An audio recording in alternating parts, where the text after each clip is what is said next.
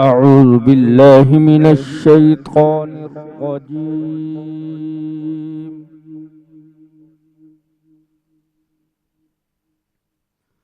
بسم الله الرحمن الرحيم.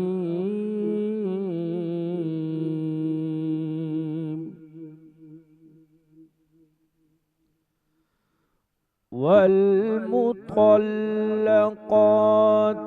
يتربصن بأنفسهن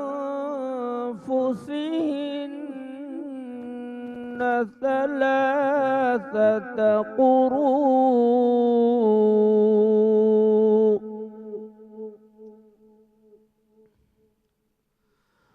ولا يحل لهن أن يكتمن ما خلق الله في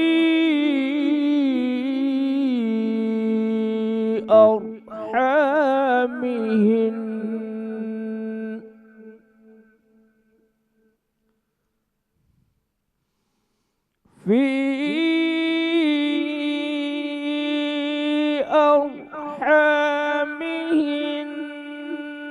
إن كن يؤمن بالله واليوم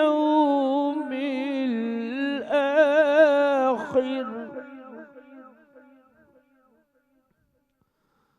وبعولتهن أحق بردهن في ذلك إن أرادوا إصلاحا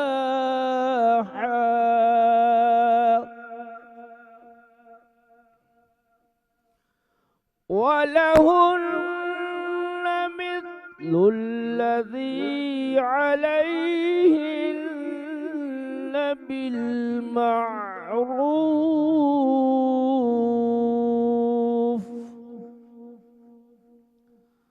وللرجال عليهن درجة والله عزيز حكيم. صدق الله العلي العظيم.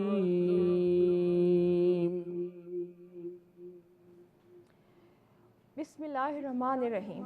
और तलाक वाली औरतें 3 हैज़ तक अपने तय रोके रहें और अगर वो अल्लाह और रोज़ क़यामत पर ईमान रखती हैं तो इनको जायज़ नहीं कि अल्लाह ने जो कुछ इनके शिकम में पैदा किया है उसको छुपाएं और इनके खावंद अगर फिर मवाफ़क़त चाहें तो इस मुद्दत में वो इनको ज़ौजियत में ले लेने के ज़्यादा हक़दार हैं। और औरतों का हक़ मर्दों पर वैसा ही है जैसे दस्तूर के मुताबिक मर्दों का हक़ औरतों पर है, अलबत्ता मर्दों को औरतों पर फ़जीलत है और अल्लाह गालिब और साहिब हिकमत है। अस्सलाम वालेकुम नाज़रीन, मरहबा सहरी नशरियात में आपके साथ अना साद। आज हम अपनी 8वीं सहरी में दाखिल हो चुके हैं, इसी बात के साथ कि खालिक कायनात ने इस कायनात को तख्लीक किया अपने प्यारे हबीब सल्लल्लाहु अलैहि वसल्लम के सदक़े में। तो अल्लाह ताला हम पर ये करम करे कि हम तमाम ऐसी चीज़ों से महफूज रखें जो हमारे लिए शर का बायस हो सकें। कारी फैसल महमूद वड़ाइच साहब की तिलावत कुरान पाक के साथ इस ट्रांसमिशन का बाकायदा आगाज़ हो चुका है और हम ये दुआ करते हैं कि अल्लाह ताला बारगाह रब्बुल इज़्ज़त में रसूल सल्लल्लाहु अलैहि वसल्लम और इनकी आले पाक के सदक़े में हमें नेमतों से माला माल रखे और हर किस्म की परेशानियों से हमें दूर रखे और पाकिस्तान पर भी ख़ास तौर पर अपना अल्लाह ताला करम फरमाए। अल्लाह ताला बैरूनी दुश्मनी अनासिर को हम पर से दूर रखे और इस पाक वतन को महफूज रखें। नाज़रीन, आप जैसे कि जानते हैं कि हम जैसे ही आगे बढ़ते हैं हमारी इस ट्रांसमिशन में एक मौजू होता है जिसके हवाले से हम गुफ्तगू करते हैं। आज जो हम बात करने जा रहे हैं ख़वातीन की हमारे मज़हब में इज़्ज़त व एहतराम के हवाले से बात अगर की जाए तो मग़रिब ने एक आज़ादी का नारा तो लगा दिया है औरत के हवाले से, लेकिन उसके हुकूक़ और तहफ़्फ़ुज़ नहीं दे सका। सिर्फ आज़ादी है और वो किस तरफ जा रही है कि जहाँ उसकी कोई इज़्ज़त नहीं है, लेकिन इस्लाम ने औरत को एक इज़्ज़त और तक़द्दुस फराहम किया है। अगर हम बात करें कि ख़वातीन का अगर इस्तेसाल किया गया है, जो ख़वातीन को सिर्फ शोपीस के तौर पर पेश कर दिया जाता है, तो दीन इस्लाम में औरत को एक एहतराम और तक़द्दुस की फ़ौक़ियत हासिल है। आज जब हम इस बारे में बात करेंगे तो हमारे साथ इस इल्म व अमल के सेगमेंट में हमारे मुअज़्ज़िज़ उलमा कराम मौजूद हैं। मैं इनके तारुफ़ की तरफ चलूँगी और कारी फैसल महमूद वराइस साहब का भी शुक्रिया अदा करना चाहूँगी। इसी के साथ ही जब हम आगे आएंगे तो एक ऐसी इल्मी शख्सियत जिनके इल्म से आज हम फ़ायदा हासिल कर सकेंगे, बहुत ये खुशनसीबी भी है हमारी कि हमारे प्रोग्राम में इनकी शिरकत हुई है। अल्लामा सैयद ज़हीरुल हसन नकवी साहब, अस्सलाम वालेकुम। अस्सलाम वरहमतुल्लाहि वबरकातुहू। बहुत बहुत शुक्रिया कि आप हमारे साथ इस प्रोग्राम में शरीक हैं। इनके साथ ही एक और इल्मी शख्सियत हमारे अल्लामा जाफ़र रज़ा इल्वी साहब, अस्सलाम वालेकुम। वालेकुम अस्सलाम वरहमतुल्लाहि वबरकातुहू।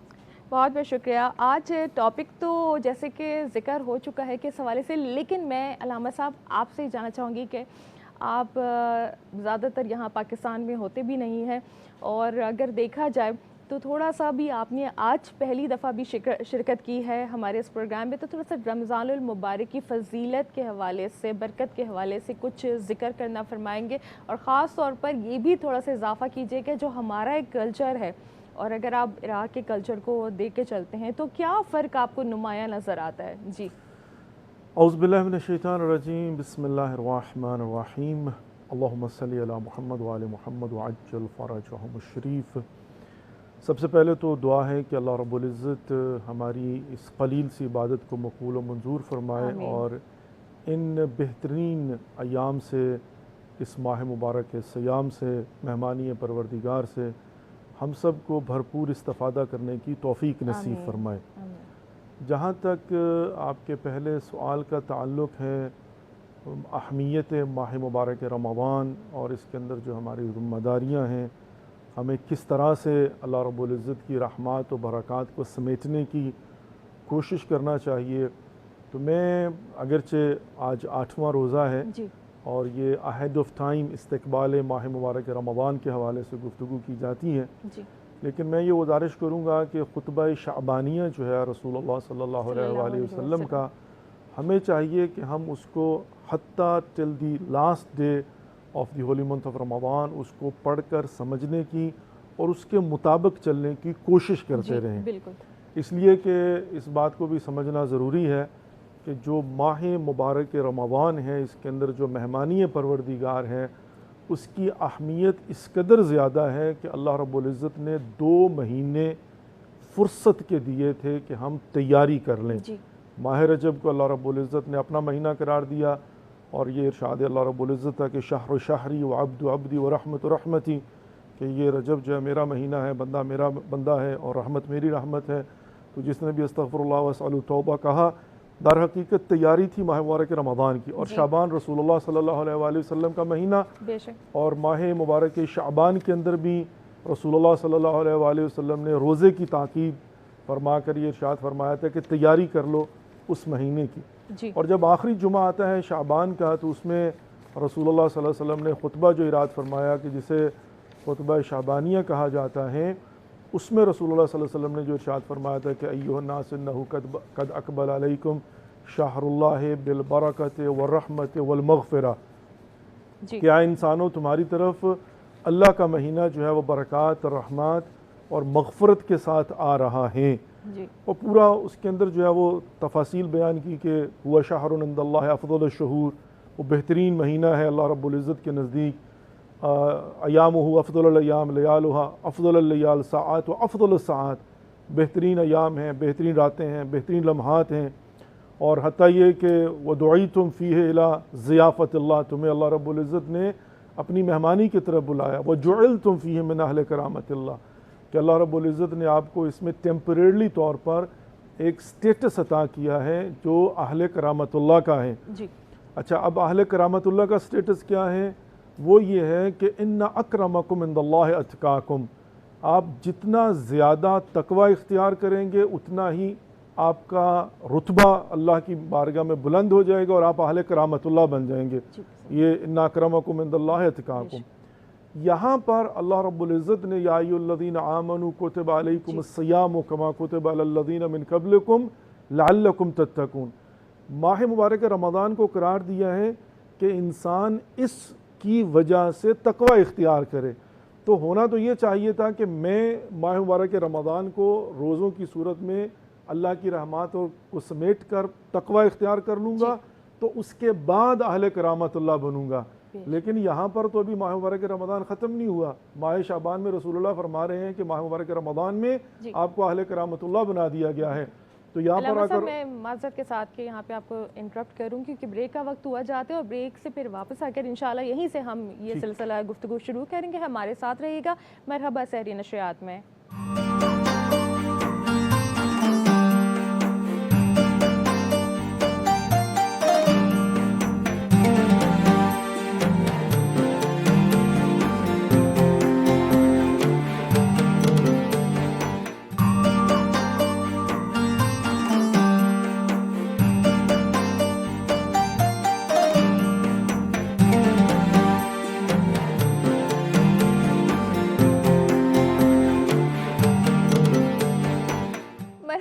नशरियात में एक बार फिर खुशामदीद। और इसके साथ ही ट्रांसमिशन को आगे बढ़ाते हुए मैं यहाँ पर लेकर चलूँगी आपको इल्म व अमल के सेगमेंट में। लेकिन इससे पहले मैं शुक्रिया अदा करना चाहूँगी हमारे इस ट्रांसमिशन को सजाने में जो हमारे साथ ताउन किया है कमांडर बिल्डर्स एंड डेवलपर्स का, जिनका स्लोगन है एक नया सवेरा ज़रूर आएगा, फलकनास बिल्डर्स का कि हर कोई बना सकेगा अपना घर, रैकेट एंड कोलमैन पाकिस्तान का, कारवाने अमीर हमज़ा का शुक्रिया, मिल्का मसाले का शुक्रिया, डेटॉल ने हमारे साथ हमें स्पॉन्सर किया है, QNN फ्लेवर का शुक्रिया, ब्लैक कैट परफ्यूम का शुक्रिया, टैंक और सर्फ एक्सल का शुक्रिया, इसके साथ ही मलका मसाले का शुक्रिया, दमतल स्वीट्स एंड निम्को का शुक्रिया, मारूफ स्वीट एंड बेकर्स की जानिब से भी गिफ्ट हैम्पर्स, और इसके साथ साथ मेरा जो वार्डरोब है J.Dot का भी बहुत शुक्रिया।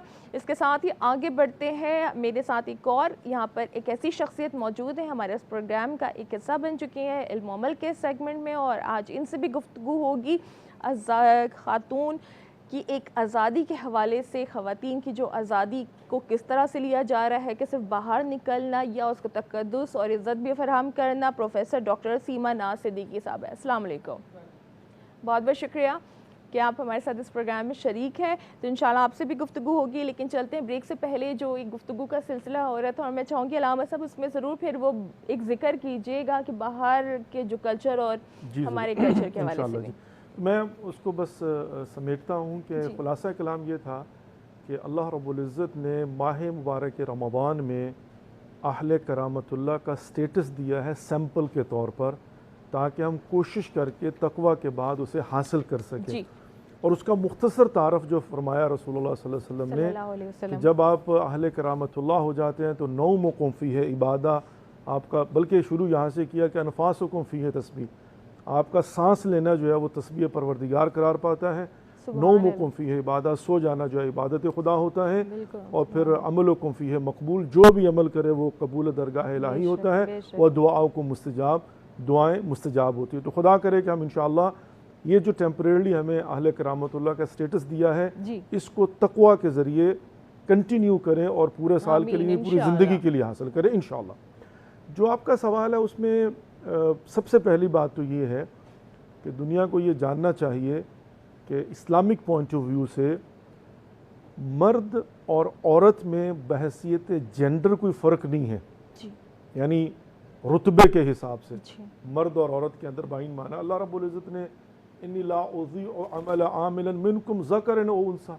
वो मर्द हो या औरत हो जो भी तकवा इख्तियार करेगा, इन्ना अक्रमकुम इंदल्लाहि अतकाकुम, या ये नहीं कहा कि मर्द अगर तकवा इख्तियार करेगा तो उसको खुदा के नज़दीक करामत दी गई। नंबर एक, तो ये बात ज़हन में रखनी चाहिए कि यहाँ पर बहसियत औरत जो है, यानी सिर्फन औरत होना जो है वो कोई यहाँ पर इम्तियाज़ या ग्रेड या डी ग्रेड वाली बात नहीं है। जहाँ तक इज़्ज़त और एहतराम का सवाल पैदा होता है वो उसके उस काम की वजह से, रुतबे और मुकाम की वजह से। बहसियत माँ फॉर एन एग्जाम्पल, जब वो माँ बनेगी तो माँ का रुतबा है और मुकाम है। अब यहाँ पर आकर कंपैरिजन किया जा सकता है कि माँ और बाप इसको कंपेयर कर लीजिए कि उनका रुतबा क्या है जी। हमारे मुआशरे में और गैर मुस्लिम मुआशरे जी। के अंदर। बहसीत बीवी, अब बिल्कुल। बीवी के हुकूक व फ़राइज़ की जब बात की जाएंगी तो जी। फिर ये देखा जाएगा कि इस्लाम के अंदर बीवी के हुकूक क्या है जी। और गैर इस्लाम में या बिल्कुल। हमारे मुआशरे के अंदर प्रैक्टिकल क्या हो रहा है। जी। क्योंकि यहाँ पर ये भी तो बात होती है ना कि इस्लाम का पॉइंट ऑफ व्यू एक चीज़ है और इस्लामिक मुआशरे के अंदर उसकी इम्प्लीमेंटेशन एक अलग बहस है। जी। तो यहाँ पर आकर हमने देखना है कि बहस हम क्या कर रहे हैं कि हम इस्लामिक पॉइंट ऑफ व्यू की बात कर रहे हैं ना कि इम्प्लीमेंटेशन की। जी, सही। हो सकता है कि इस्लामिक मुआशरा हो वहाँ पर इम्प्लीमेंटेशन ना होती हो, जी, जी। लेकिन हम दिफा करेंगे आइडियालॉजी का। जी। अच्छा, बहसीत बेटी, तो बेटी की हैसियत क्या है, वो जब बेटी के मुकाम पर आएगी तो यहाँ पर आकर हम कहेंगे कि हम तो उस नबी पाक मोहम्मद मुस्तफ़ा सल्लल्लाहु अलैहि वसल्लम का कलमा पढ़ते हैं कि जो उस ज़माने में अपनी बेटी फातिमा ज़हरा सलामुल्लाह अलैहा के एहतराम में आकर खड़े हो जाते थे। बेशक। तो यहाँ पर ये बात पहले तो ज़हन में रख ली जाए कि माँ, बीवी, बेटी, बहन, हर तरह तो से उनको मिला उस है। वजह से जी। खूब। अब ये जो सिर्फन यानी जेंडर जो है उसको साइड पर रख दीजिए। जी। अब आ जाए खूब आगे चलकर जब हम देखते हैं तो बहसियत माँ हो या बहसियत बेटी हो या बहसियत बीवी हो या बहसियत बहन हो, जी। इस्लाम जो है इनके इन मुकामात की वजह से इज्जत और एहतराम का कायल है। बेशक। ज़माना जाहिलियत में बेटियों को जिंदा दरगू कर देते थे, बिल्कुल। एहतराम ख़त्म। आज के ज़माने में जो हम देखते हैं वेस्टर्न कल्चर के अंदर बिलखुसूस, अगरचे वो आज़ादी औरत का, जन का, वुमेन का जो है वो शार देते हैं, लेकिन प्रैक्टिकली देखा जाए तो हम ये समझते हैं कि उनकी ये आज़ादी जो है, जब हम माँ, बीवी, बेटी और बहन के ज़ुमरे में बात करते हैं तो कंट्रडिक्ट करती है। जी। यहाँ पर आकर हम बड़े फ़ख्र के साथ कहते हैं कि जो एहतराम इस्लाम ने माँ को दिया है बेशक। वो किसी और मुआशरे के अंदर नहीं है, किसी और दीन के अंदर नहीं है, किसी और मजहब के अंदर नहीं है। जो मुकाम बीवी को दिया है बेशक वो किसी और जगह पर पे नहीं है। मौजूद नहीं है। आज़ादी अपनी जगह पर, जी। जो हुकूक दिए हुए हैं, जी। तो यहाँ पर आकर हम जो है ना इसको मुकामात को देखकर फिर डिफाइन कर सकते हैं। सही, बिल्कुल, बहुत बहुत शुक्रिया। और जब माँ का आपने जिक्र किया, सबसे पहला और ख़ूबसूरत ये एक जो रुतबा मिल जाता है कि अल्लाह ताला ने अपनी ही मोहब्बत को माँ की मोहब्बत से जो है वो कंपैरिजन किया है कि माँ की मोहब्बत अपनी औलाद के लिए सबसे खालिस होती है। तो ये आगे मैं पहुँचाऊँगी अल्लामा साहब की तरफ सवाल के आज़ादी का नारा जो मग़रिब ने तो लगा दिया है, लेकिन वो क्या उनको कोई राइट्स वो दे रहा है, और हमारे माशरे में हमारे मज़हब ने हमें कितने राइट्स दिए हैं, इसके हवाले से आप क्या गुफ्तगू करेंगे? बिस्मिल्लाहिर्रहमानिर्रहीम।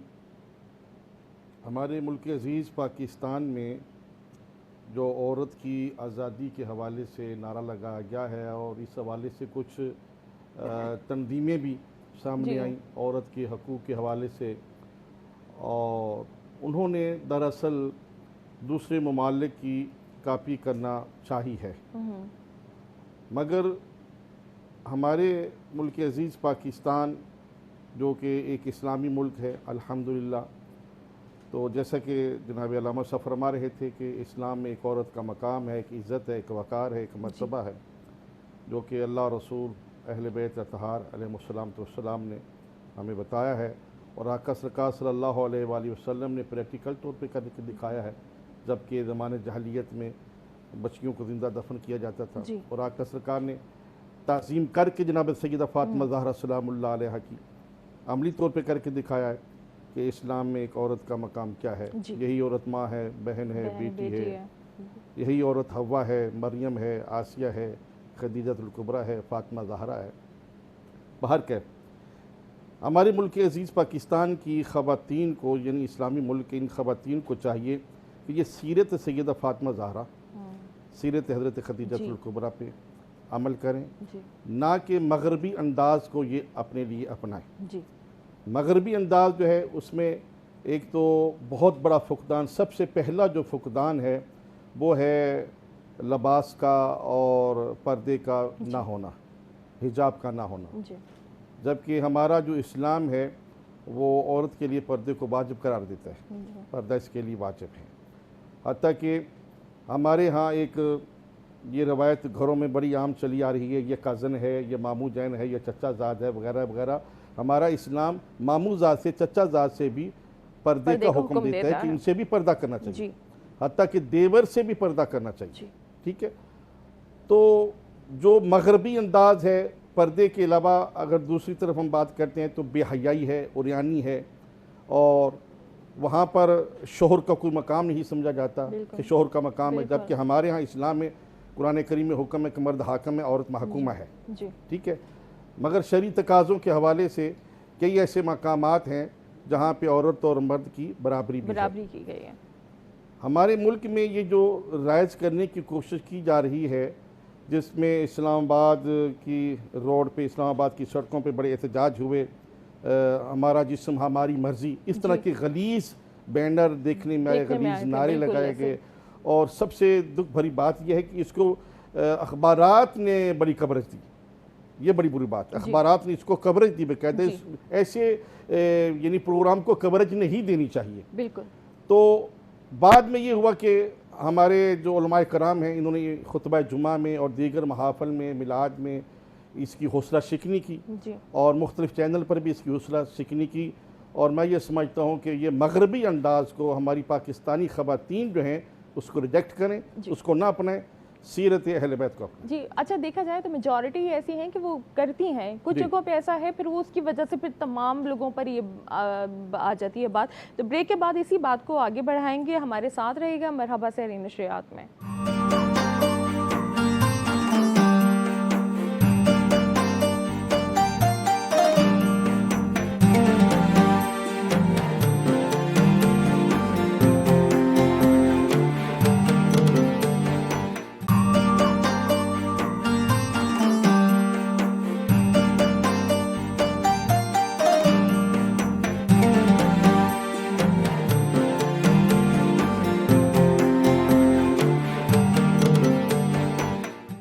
सहरी नशरियात में एक बार फिर आपको खुशामदीद। और आज हम बात कर रहे हैं औरत की आज़ादी और एहतराम के हवाले से, और सिलसिले को आगे बढ़ाते हुए प्रोफेसर साहिबा की तरफ मैं आऊँगी और बात करेंगे कि इस्लाम ने, जैसा भी अलामा साहब भी फरमा रहे थे कि इस्लाम में मर्द को औरत पर हाकिमियत हासिल है, तो क्या ये हाकिमियत बगैर किसी जिम्मेदारी के हासिल है? इस हवाले से आप क्या इजाफा करना चाहेंगे?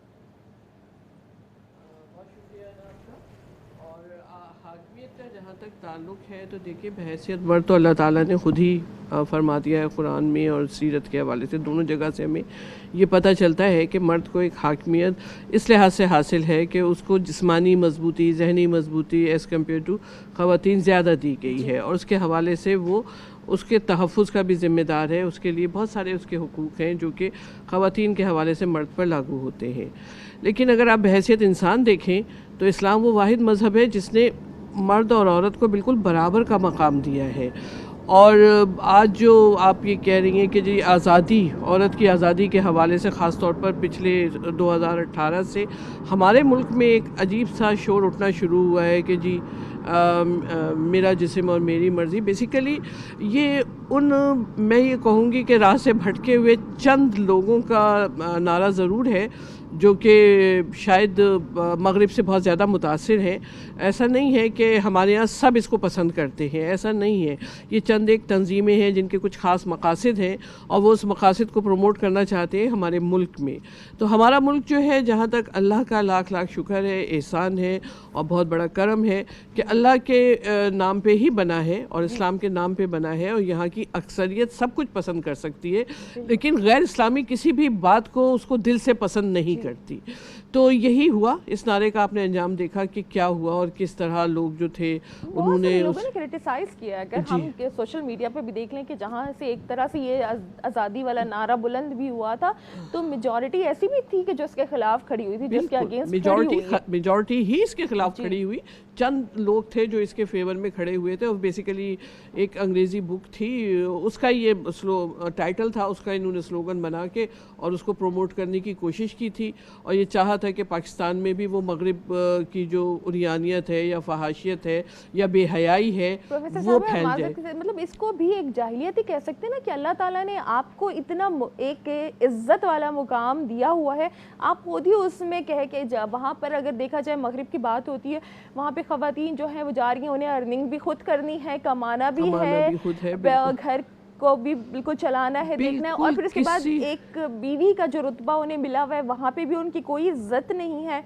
और इसके अलावा अगर माँ का रुतबा है तो वहाँ पे भी देख लीजिए कि जो उनकी जनरेशन है वो कर क्या रही है उनके साथ, तो यहाँ पे तो उनको सब कुछ मिला है तो वो इसमें से बाहर निकलना चाहती हैं। बिल्कुल, ये एक गलत कॉन्सेप्ट है जिसको बहुत अच्छा बना के पेश करने की कोशिश की गई, लेकिन हमारी अक्सरियत ने उसको नापसंद किया और उसको नहीं कबूला। और आप ये देखें कि ये वो ख़वातीन थी या वो चंद मर्द हजरात थे जो कि सारा साल औरतों के लिए कुछ नहीं करते कोई काम नहीं करते, सिर्फ एक वो जुलूस लेकर निकल आते हैं और चंद बैनर उठा के साल में एक दफ़ा, जी हाँ, और अगर कुछ करते भी हैं, कभी किसी एक औरत को प्रोमोट करते हैं, किसी गरीब की बच्ची को पकड़ लिया कि जी इसके साथ ये ज्यादती हुई, तो उसमें उनका ज़ाती मकसद ये होता है कि अपनी प्रोजेक्शन, जबकि उसके हवाले से वो ये देखें कि उस खातून का या उस बच्ची का जो नुकसान हो रहा होता है माशरे में, उसकी उन्हें परवाह नहीं होती। वो उसको प्रोमोट करते रहते हैं और अपने फ़ायदे गैर मुल्की आकाओं से हासिल करने के लिए उसको वो करते हैं।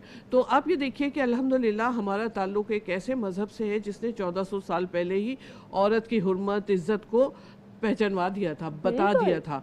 और आप ये देखिए अगर मगरिब की तरफ, जिससे हम बहुत मुतासिर होना चाहते हैं या हो रहे हैं, वहाँ पे जैसे अभी आपने खुद फरमाया कि औरत को ना तो काम कर, किसी भी किस्म की डिस्क्रिमिनेशन नहीं समझी जाती कि जनाब औरत ने काम भी उतना ही करना है जितना मर्द ने करना है, औरत ने मेहनत भी उतनी ही करनी है, उसको कोई किसी किस्म का कोई रिलैक्सेशन नहीं होता है, और बिल्कुल बराबरी। इवन कि आप देखें कि जो हैवी व्हीकल्स हैं, ट्रक्स तक औरतें चला रही होती हैं, जबकि हमारे अपने इस पाकिस्तान में आप देख लीजिए कि औरत को कितना मकाम हासिल है, अगर अल्लाह ताला ने एक ना, इसलिए कि हम इस्लाम माजरत के साथ माशाल्लाह जब आप बात करते हैं तो फिर कुछ फैक्ट्स जो होते हैं उनको भी सामने रखना चाहिए। जब तक हम रूट काज जो है उसको नहीं समझेंगे तो मसला हल नहीं कर सकते, और इतना सिंपल नहीं है सिस्टर जितना हम जो है इसको पेश कर रहे हैं, कम्प्लिकेशंस हैं। अभी आपने ट्रक की मिसाल दी है कि वेस्ट में खातून चलाती हैं, यहाँ रक्शे नहीं चलाती खवातीन के बेचारी। जी, वो मैं कह रही हूँ कि आहिस्ता आहिस्ता यहाँ पर भी तो मजबूरन जो है ना वो रक्शे चलाती है अपना पेड़ पालने के लिए। बिल्कुल। अब ऐसा अच्छा, और एक यहाँ पर जो है ना थोड़ा थ्योरी को मैं जो कहना चाह रही हूँ, मैंने भी अपनी बात अल्लामा साहब में, बिल्कुल प्रोफेसर साहिबा तो खुद एक मिसाल है कि देखिए इस्लाम में हमें अल्लाह ताला ने इज्जत दी है। हम अभी भी, जैसे मैं यहाँ पे बतौर एंकर इस वक्त मौजूद हूँ, लेकिन एक इस्लामी जो कवानीन है एक औरत के लिए जितनी आज़ादी उसको दी गई है, उसके साथ मैं अपने इस चैनल को रिप्रेजेंट कर रही हूँ। आप एक प्रोफेसर हैं, आप एक डॉक्टर हैं, अब खातून हमारे साथ। देखिए मैं आपको एक और तरफ भी लेके चलूँ कि हमारा एक किचन भी है, वहाँ पे भी हमारी एक शेफ़ है और वो भी एक खातून है, शेफ़ सबीन भी मौजूद है। मैं एक दफ़ा इनका तारुफ भी करवा दूँ।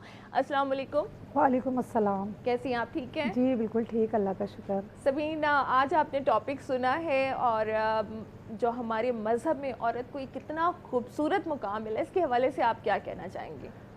सबसे पहले तो है ना, मैं अल्लाह ताला का शुक्र अदा करना चाहूँगी कि अल्लाह ताला ने हमें एक ऐसे मुल्क में पैदा किया और ऐसे घराने में जो अहले बैत अलैहिस्सलाम को मानने वाला घराना है, जिससे हमें एक सबक मिलता है, एक औरत को सबक मिलता है कि वो उसको किस मराहिल से गुज़रना चाहिए और किन मराहिलों से एहतियात करनी चाहिए, किन तरीक़ों से कमाना चाहिए, किन तरीक़ों से एहतियात करनी चाहिए। तो हमारे पास हमारे घराने में और इस्लाम में ऐसे रोल मॉडल मौजूद हैं, जैसे कि बीबी फ़ातिमा ज़हरा सलामुल्लाह अलैहा थी कि उन्होंने चक्की पीसी, घर में चक्की पीस के और उन्होंने अपने घर को चलाया।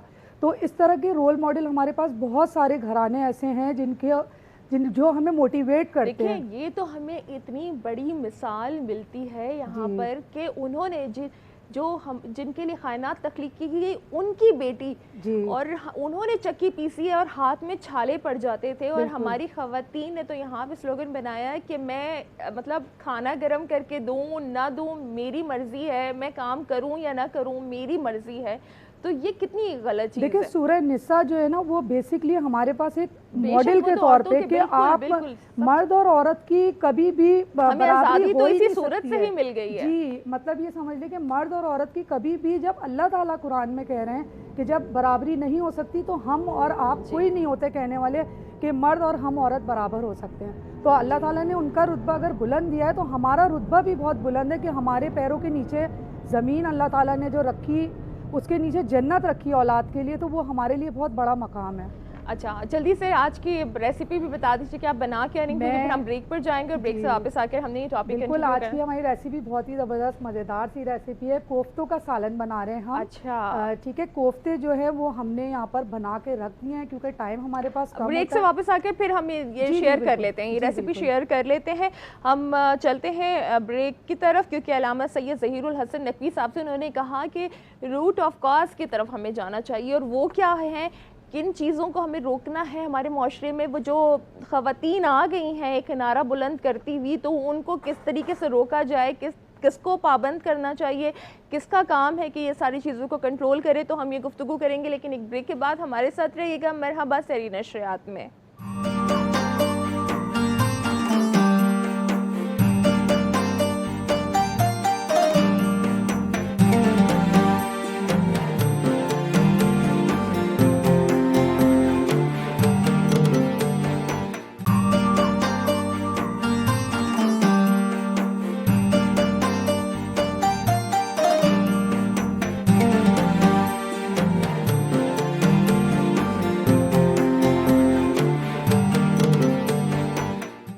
मरहबा सहरी नशियात में एक बार फिर आपका खुशामदीद, और इसी के साथ ही आगे बढ़ते हुए चलेंगे अपने आज की जो गुफ्तगू हो रही है, क्योंकि ब्रेक में भी हमारी गुफ्तगू में बहुत सारे ऐसे पॉइंट्स निकल आए थे कि जिन पर बात होनी चाहिए, तो इंशाल्लाह हम इस टॉपिक को कल भी कंटिन्यू करेंगे। लेकिन इससे पहले मैं एक किचन का रुख कर लूँ, जहाँ पे शेफ सबीन जल्दी से हमें रेसिपी बताएंगी आज के कोफ्ते का सालन। जी है ना, बिल्कुल। खुशबू आनी शुरू होगी, मेरे ख्याल आपने तैयारी शुरू कर दी है। जी, मैंने तैयारी इसलिए शुरू कर दी कि टाइम कम होता है। मैंने इसमें ऑयल शामिल किया है तकरीबन 1 कप के करीब जी, और प्याज शामिल किए 3 से 4 अदद। दरमियानी प्याज आपको इसमें ब्राउन करके फिर उसके बाद आपको उसको पीसना है, चाहे आप सिल पे पीसें चाहे आप इसको ग्राइंडर में पीसें। इसको पीसने के बाद आपने इसमें प्याज शामिल करनी है, उसके साथ ही इसमें लहसुन और अदरक का पेस्ट शामिल किया है मैंने। ठीक है। कोफ्ते जो बनाए, कोफ्तों का मैं आपको बता देती हूँ कोफ्ते किस तरह से बने। कि कोफ्ते के लिए हमने कीमा मतलब कीमा हमने इसमें शामिल किया है तकरीबन 1 kg के करीब, और इसमें जो मसाला था मलिका वालों का हमारे पास कोफ्ता मसाला, उसमें से हमने आधा पैकेट जो है इसमें शामिल किया है और आधा पैकेट हम ग्रेवी में शामिल कर रहे हैं। इसके साथ साथ हमने इसमें कोफ्ते में जो कीमे में हमने चीज़ें मिलाई हैं, हरा धनिया, हरा पुदीना, हरी मिर्चें, लहसुन और अदरक का पेस्ट। अच्छा, पहले ज़माने में थोड़ा सा हमारी जो दादी नानी थी वो थोड़े से इसमें चावल भी शामिल करती थी, हाँ, ताकि उसकी अच्छी तरह उसकी बाइंडिंग हो जाए। तो आज मैंने भी इसमें थोड़े से चावल शामिल किए हैं ताकि मैं आपको दिखा भी दूँ कि इस तरह से ये हमारे पास ये तो हम रेडी हुआ है। आज इसका टेस्ट कैसा है। ठीक है। तो ये हमने इसमें लहसुन, अदरक, हरा धनिया, पुदीना, हरी मिर्चें, लहसुन और साथ में थोड़ी सी अगर आप चाहें तो चॉप हुई भी प्याज भी शामिल कर सकते हैं। उसके बाद हमने इसको हाथ से इस तरह से इस पे पानी लेना है, और पानी लेने के बाद हमने इसको इस तरह से इसको शेप बनाना है इसका। ठीक है। और आप चाहें तो मैं एक चीज़ ना और भी बता दूं कि अगर आप पहले से इसको बना रहे हैं तो हमारे पास एक ऐसा प्लेटर होता है जिसमें हम इस तरह से इसको फ्रीज़र में फ्रीज भी कर सकते हैं, ताकि ये कि आपको पकाने में आसानी रहे। ठीक है। अच्छा, अब हम आपको इसमें मसाला शामिल कर रहे हैं। तकरीबन जो हमारे पास हाफ बचा था जी, उसको अच्छी तरह मिक्स करेंगे। दही है तो आप दही भी शामिल कर सकते हैं ताकि इसका जो मसाला है, ग्रेवी जो है इसकी गोल्डन हो जाए। तो दही शामिल कर रहे हैं हम इसमें तकरीबन आधा कप के करीब। मतलब एक तरह से उसके कोर में मसाले वाला थोड़ा सा इसका पैटर्न आ जाता है ना, इसका वो इस तरह की खुशबू से भी अंदाजा हो रहा है कि ये थोड़ा सा कोरमा वाले स्टाइल, कोई कोरमा या मुर्गी का मसाला जैसे हमने अभी बनाया था 2-3 दिन पहले। लेकिन ये कि इसमें अच्छा खशखाश वगैरह या जो और चीज़ें शामिल होती हैं वो इसमें तमाम चीज़ें, तमाम मसाले जो हैं मलिका ब्रांड में मौजूद हैं, तो हमें किसी भी चीज़ की ज़रूरत नहीं है, सिर्फ वो मसाला हमने इसमें शामिल करना है। ओके, बिल्कुल। अभी हम थोड़ी देर में आते हैं, देखते हैं कि तैयारी कहाँ तक। जब बर्तरी की आज बात हो रही है कि मर्दों को बर्तरी, तो थोड़ा सा मुझे लगता है कि कुकिंग में भी ना मर्दों को थोड़ी सी बर्तरी, उनके हाथ में टेस्ट बड़ा ज़्यादा अच्छा होता है। तो मेरे अब्बा जो कभी कोई चीज़ बनाते तो उसका एक जायका जो है वो मुनफरिद जायका निकल के आता है। वेल, आगे बढ़ते हैं। औरत की आज़ादी और एहतराम के हवाले से हमारी आज जो बात हो रही है, मुआशरे के हवाले से भी बात करेंगे और इस्लाम में भी जो एक मुकाम मिला है औरत को, उस हवाले से बात करेंगे। मैं अल्लामा सैयद ज़हीरुल हसन नकवी साहब की तरफ ये सवाल लेकर आना चाहूँगी कि जब ये औरत की आज़ादी के हवाले से बात होती है, क्या औरत के तहफ़्फ़ुज़ का यकीन भी हमें इस वक्त मिल रहा है मुआशरे में?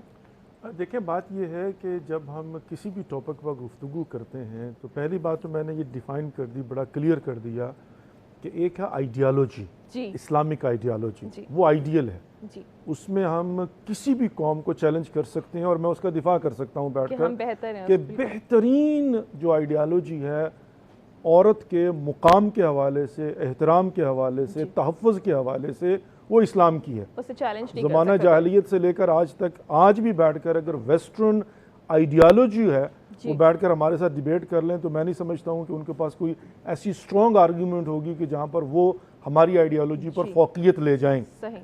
अच्छा, उसके बाद आता मुआशरा।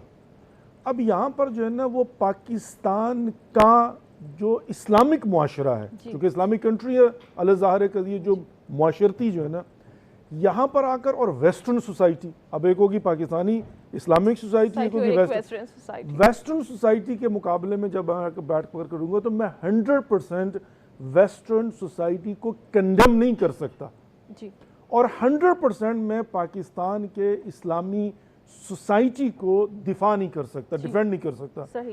क्योंकि यहाँ पर ऐसी खामियां मौजूद हैं। अभी हमारी बहन ने बहुत प्यारी बात की, उन्होंने कल्चरल बात की है।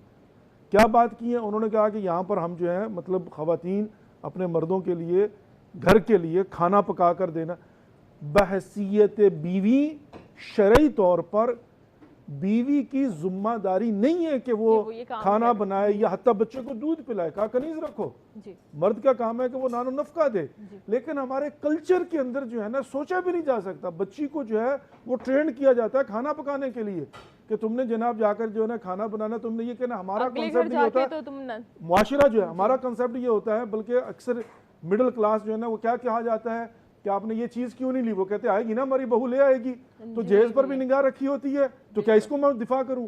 ये आइडियल है मेरे लिए। अच्छा, फिर बीवी आती है तो सारा काम उसे लेना है और लेने के बाद जो है ना बैठ कर कहना जी हमारा मुआशरा, तो मैं इसका दिफा करूं। तीसरी बात, अब ये जो हम बात यहाँ पर कंडम कर रहे हैं कि वो औरत की आज़ादी की बात करते हैं, तो 100% हम उसको जो है ना कंडम नहीं कर सकते। क्यों? यहाँ पर ऐसे वाक़यात होते हैं कि जिनको वो हाईलाइट करके हर चीज़ को कम रंग कर देते हैं। तो हम कहते हैं कि भाई बात ये हो गई कि इतना जो तुम वेस्ट की तारीफें करते हो बैठकर, वो आइडियल नहीं है, उसके अंदर सुकम पाए जाते हैं, उसके अंदर बर्बादी है। यहाँ पर हमारी नानी दादी जो इज्जत से घर में बैठी होती है, वहां पर नानी दादी बेचारी बाजार में ग्रोसरी लेने जा रही होती है, शर्म का मुकाम है, देखकर शर्म आती है, ये कोई काबिल फख्र बात नहीं है। लेकिन उसके मुकाबले में बैठकर ये देखना होगा कि क्या यहाँ खामियां हैं? यहाँ पर मर्द सलारी है। इस्लाम क्या कहता है? इस्लाम, किसी ने पूछा कि जन सलारी या मर्द सलारी, का हक सलारी। अगर मर्द हक पर है तो मर्द सलार है, औरत हक पर है तो औरत सलार है। यहाँ पर ना जन सलारी ना मर्द सलारी, हक सलारी। लेकिन यहाँ पर मुआशरा जो है मर्द सलारी का है। अब बात करते हैं मर्द। अब इस्लाम ने मर्द को फौकियत दी है, अल रिजालो कव्वामून अलन निसा, लेकिन उसका मतलब हाकमियत जो है वो ये नहीं है कि वो जो करे, वो कहते हैं ना जंगल का शेर जंगल का बादशाह, चाहे तो बच्चे दे, चाहे तो अंडे दे, ऐसा नहीं करता रहे और बीवी मानती रहे, ऐसा नहीं होता। यहाँ पर बैठकर डिफाइन करना होगा, यहाँ के मुआशरे के अंदर मर्द को भी समझाना होगा कि औरत अगर आज़ादी मांग रही है, किस चीज़ से आज़ादी मांग रही है। अगर मैं मेंबर से बैठकर या मीडिया से बैठकर ये कह देता हूँ कि औरत की ये जिम्मेदारियाँ नहीं है, तो उससे उसको आज़ादी चाहिए। यहाँ पर मैंने खुद मिसाल दी ना कि मैंने देखा कि बेवा खातून आई हुई थी कुमक के लिए, वो बेचारी रिक्शा चलाती है लाहौर के अंदर, तो अब इसको किसने मजबूर किया? अगर तो ये बेवा है तो तब भी मुआशरे को चाहिए ना, अगर ये इस्लामिक मुआशरा है तो वो उसकी मदद करे, बैतुल माल में से दिया जाए, ताकि मजबूर होकर रक्षा ना चलाए, अपनी मर्जी से काम करना तो करे। तीसरी बात, अब आप भी यहाँ पर माशाल्लाह बैठी, प्रोफेसर साहब भी यहाँ पर बैठी हुई हैं, यहाँ पर हमें जो दिफा करना वो ये करना है कि हम ये कहते हैं कि इस्लाम आइडियल इस तरह से है कि कहीं पर भी हिजाब माने नहीं होता कि खातून एक्टिविटीज ना करे। वो प्राइम मिनिस्टर बन जाए, वो प्रेसिडेंट बन जाए, वो मिनिस्टर बन जाए, वो हेड ऑफ द डिपार्टमेंट बन जाए, वो पुलिस में कहीं पर भी चली जाए, वो अपने हिजाब को बरकरार रखते हुए पाबंदी के अंदर जो करना चाहे करे। कहाँ पर ये माने होता नहीं होता, इसको हम दिफा कर सकते हैं। लेकिन हमारे मुआशरे के अंदर कल्चरली जो प्रॉब्लम्स हैं उनको हम इस्लाम के साथ एसोसिएट नहीं कर सकते। मैं मिसाल नहीं दूंगा, बड़ी सेंसिटिव हो जाएगी। बाज़ मामलात में यही तो हो रहा है कि उनका कल्चर है, वो कल्चर को कहते हैं नहीं ये इस्लाम है। भाई दौलत इस्लामिया होगी लेकिन कल्चर तुम्हारा जो है वो 100% इस्लामी नहीं है। तो यहाँ पर इस्लाम ने जो ग्रेस पीरियड दिया हुआ उसको सामने रखते हुए दरमियान का रास्ता निकालना। हल क्या है कि हम अपनी कौम को, अपनी नस्लों को, अपने मुआशरे को भी एजुकेट करें और उनको बताएं कि हलाल क्या है, हराम क्या है, वाजिब क्या है, हक क्या है और फ़र्ज़ क्या है, और फिर उसके बाद ज़िम्मेदारियों को तयन करके आगे बढ़े। अच्छा, बहुत अच्छी और ख़ूबसूरत गुफ्तगू यहाँ पे की है, क्योंकि बात फिर वहाँ पर आ जाती है कि अगर हम मशरक़ी तहज़ीब की बात करें अलामा साहब, कि हम इस्लाम के हवाले से अगर बात करेंगे तो अलामा साहब ने बिल्कुल वजह फरमाया है कि वहाँ पर तो ख़वातीन के लिए ये भी कह दिया गया है कि घर का कोई काम नहीं कि, और बल्कि हम तो कहते हैं कि सबकी ज़िम्मेदारी तुम्हारे ऊपर आयद हो जाती है कि अगर तुम किसी एक घर में आ जाती हो तो बस उस वक्त तुम्हें देखना है कि सुबह से रात तक की तुम्हारी जो ड्यूटी है वो इस तरह से शुरू होगी कि टाइम बंधा हुआ है। तो अब उस तरह से क्यों हम अब बदल नहीं सकते? अगर हमारी एक कवानीन है जिसको अब कोई भी मुल्क चैलेंज नहीं कर सकता, क्योंकि हम बिल्कुल परफेक्ट हैं उस हवाले से, इस्लाम के हवाले से, मुआशरे के हिसाब से नहीं, तो अब ये किसका काम है कि कौन इन तमाम चीज़ों को सिखाए, कौन इन आप लोगों से गुफ्तगू तो यहाँ पर होती है, लेकिन इन चीज़ों का कोई कानून तो होना चाहिए। जैसे अगर बाहर देखा जाता है कि ज़रा सा किसी को कोई ख़वातीन के ऊपर कहीं जुल्म या कुछ होता है तो फ़ौरन ही एक लॉ के मुताबिक वहाँ सज़ा पर भी दी जाती नाजायज़ होता है, वहाँ पर भी ज़्यादती होती है, वहाँ पर भी जुल्म होती होता है, है, बिल्कुल होती है। कानून बना दिया गया। मैं उसके हक में नहीं हूँ, जी। मैं खुद 25 साल से अमेरिका में रह रहा हूँ, लेकिन अमेरिका के अंदर मैं आपको 20 मिसालें ऐसी देती हूँ जहाँ पर औरतों ने जुल्म किया मर्दों के ऊपर, जी, वो सिर्फ तोहमत लगा दी है सेक्सुअल बिल्कुल। हरासमेंट की, और और फिर उसके उसके बाद बाद फौरन उस वो- बेचारे का फ्यूचर तबाह कर दिया। 6 महीने बाद पता चला ये औरत गलत जी। थी। मैं तो ये कहता हूँ कि कुरान पाक में अल्लाह रब्बुल इज्जत ने एक वाकया बयान किया है, एक वाकया नामूस का, और उसके अंदर औरत गलत है, मर्द सही है, जुलेखा को हज़रत यूसुफ का वाकया जी, जी, परवरदिगार ने क्यों बयान किया है? इसका मतलब ये है कि खुदाबंद मुताल को पता है ये किताब कुरान क़यामत तक के लिए यहाँ पर बता रहा है परवरदिगार की ख़वातीन हर जगह पर सच्ची नहीं होती, बेशक, इनका मकर देखो, इनका झूठ देखो। बेशक। तो यहाँ पर बैठकर जो है अगर उनको इंसान समझाए कि भाई तुम कैसी बातें करते हो, यहाँ पर वेस्ट के अंदर कितना जुल्म हो रहा है।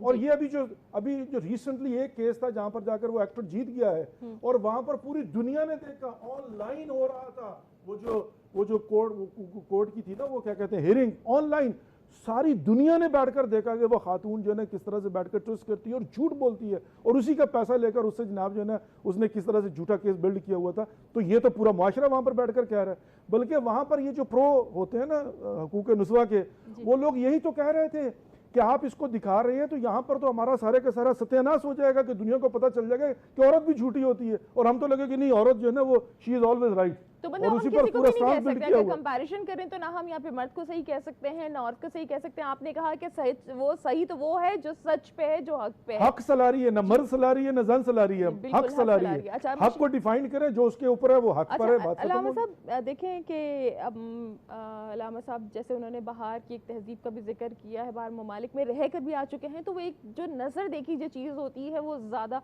बेहतर होती है। आप इस वक्त यहाँ पे देख रहे हैं कि मशरक़ी तहजीब की जो बात करते हैं हम, तो एक हमारी प्रोफेसर साहब ने कहा कि हम ख़वातीन एक देखती हैं कि हमने घर को मेंटेन भी करना है, अगर हम जॉब पर भी हैं तो हमने जॉब से जाकर, ये नहीं कि हम तो जॉब से आए हैं तो हमें घर को क्यों हमें संभालना है, हम वो भी करते हैं, हम घर को भी मैनेज करते हैं, हम बच्चों की परवरिश और तरबियत को भी ख्याल रखते हैं। तो इस हवाले से फिर आप उस खातून के बारे में क्या फरमाएंगे? बिस्मिल्लाहिर्रहमानिर्रहीम। देखिए, अभी वक्फा में हमारी बातचीत हो रही थी तो प्रोफेसर साहबा ने एक बहुत प्यारा इशारा किया, और मैं भी उसी इशारे से बात करता हूँ। हमारे पाकिस्तान में जो कल्चर है ना, ख़वातीन को जो हम समझते हैं कि ये क्या है, वो हिंदुओं और सिखों वाला है। हमारा जहन इनके मुतल्लिक़ ये है कि ये बिल्कुल हमारी डोंडियाँ हैं, हमारी कनीज़ें हैं, हमारी नुकरानियाँ हैं जी। और बाज़ लोग तो इसलिए शादी करते हैं जॉब करने वाली लड़की से कि मैं घर बैठूंगा और इसकी तनख्वाह आएगी, मैं ऐशो-इशरत करूंगा, मैं सैरो सियाहत करूंगा, ठीक है। मगर अगर दूसरे नज़रिए से देखें, दूसरी सोच से देखें, तो जनाब खदीजतुल कुबरा सलामुल्लाह अलैहा की हमारे सामने सीरत तैयबा है। आप मखदूमा तजारत करती थी, कस्तूरी ज़ाफ़रान अंबर का आपका बिज़नेस था, ठीक है। इस्लाम इस चीज़ की इजाज़त भी देता है। सैयदा फ़ातिमा ज़हरा सलामुल्लाह अलैहा की सीरत तैयबा को देख तो घर के काम की सूरत हाल तो ये है कि आप चक्की भी चला रही हैं, हसनैन शरीफैन का झोला भी झुला रही हैं और तस्बीह भी फरमा रही हैं, हत्ता कि आपके पास हज़रत फ़िज़ा सलामुल्लाह अलैहा जैसी कनीज़ भी थी, मगर इसके बावजूद आपने अपने घर के अमूर को तकसीम किया था रोज़ाना के हिसाब से कि फ़िज़ा आज आपके काम ये हैं, मेरे काम ये हैं। ये नहीं किया कि उन्होंने भी कि सारे काम ही सारे अमूर हज़रत फ़िज़ा को सौंप दिए कि सारे काम हज़रत फ़िज़ा ही करेंगी, नहीं। अगर घर में कनीज भी हो तो सारे काम उसको नहीं सौंप देने चाहिए, खुद खवातीन को, जो घर की बहू है उसको भी ये काम काज जो है वो करना चाहिए। बेशक वो जॉब कर, ये इतदाल, ये होना जरूरी जी, बेशक वो जॉब करती है, बैंक में है या स्कूल टीचर है, या कोई भी किसी भी शोबे से तल्लुक़ रखती है, तो घर में आके बच्चों की देखभाल करना, खाना खुद अपने हाथों से तैयार करना, ये उसका शार है। उसको मादरत के साथ यहाँ पर म्यूचुअल अंडरस्टैंडिंग से हो सकता है, उसकी जिम्मेदारी नहीं है। म्यूचुअल अंडरस्टैंडिंग जिम्मेदारी बना दी भी गई है, आइडियल जो है ना, ये जिम्मेदारी जबरदस्ती बना भी दी गई है, ये जिम्मेदारी बना भी दी गई है। जी जी, क्या कि दिल नहीं बेचारा होता तो कभी करना भी पड़ जाता है। अरे सूरत हाल तो ये है कि अभी नई नवेली बहू आ जाती है तो उसको दूसरे दिन ही अगर काम काज पे लगा दिया जाता है तो उसकी वालदा फ़ोन करने लग जाती है, अरे आपने हमारी बेटियों को काम पे लगा दिया, पहले दिन ही लगा दिया। अब सूरत हाल तो ये है ना कि जो मैंने पहले बात की कि यहाँ जो कल्चर है ना, वो हमारे यहाँ इंडिया का कल्चर जो है ना, मर्दों में और घरों में, और ख़ुसूसन जो इंडिया ड्रामे देखे जा रहे हैं ना, उन ड्रामों ने बेड़ा गर्क करके रख दिया है सास बहू का, और घर में जो नंद का हुस्न सलूक है, शौहर का जो हुस्न सलूक है। जी, मैं ये आपकी बात काट रही हूँ क्योंकि हम ब्रेक पे भी जा रहे हैं, क्योंकि हमने कल सोशल मीडिया का भी जिक्र किया था, तो वो ड्रामे वगैरह हमारे अपने भी कुछ थोड़े से मौजू ऐसे आते चले जा रहे हैं कि जहाँ पर एक बिगाड़ का सबब बन रहे हैं। जी बिल्कुल, तो इस पर हम ज़रूर बात करेंगे, लेकिन वक्त हो जाता है एक ब्रेक का, और ब्रेक के बाद करते हैं आपको दोबारा ज्वाइन रहिएगा हमारे साथ मरहबा सहरी नशरियात में।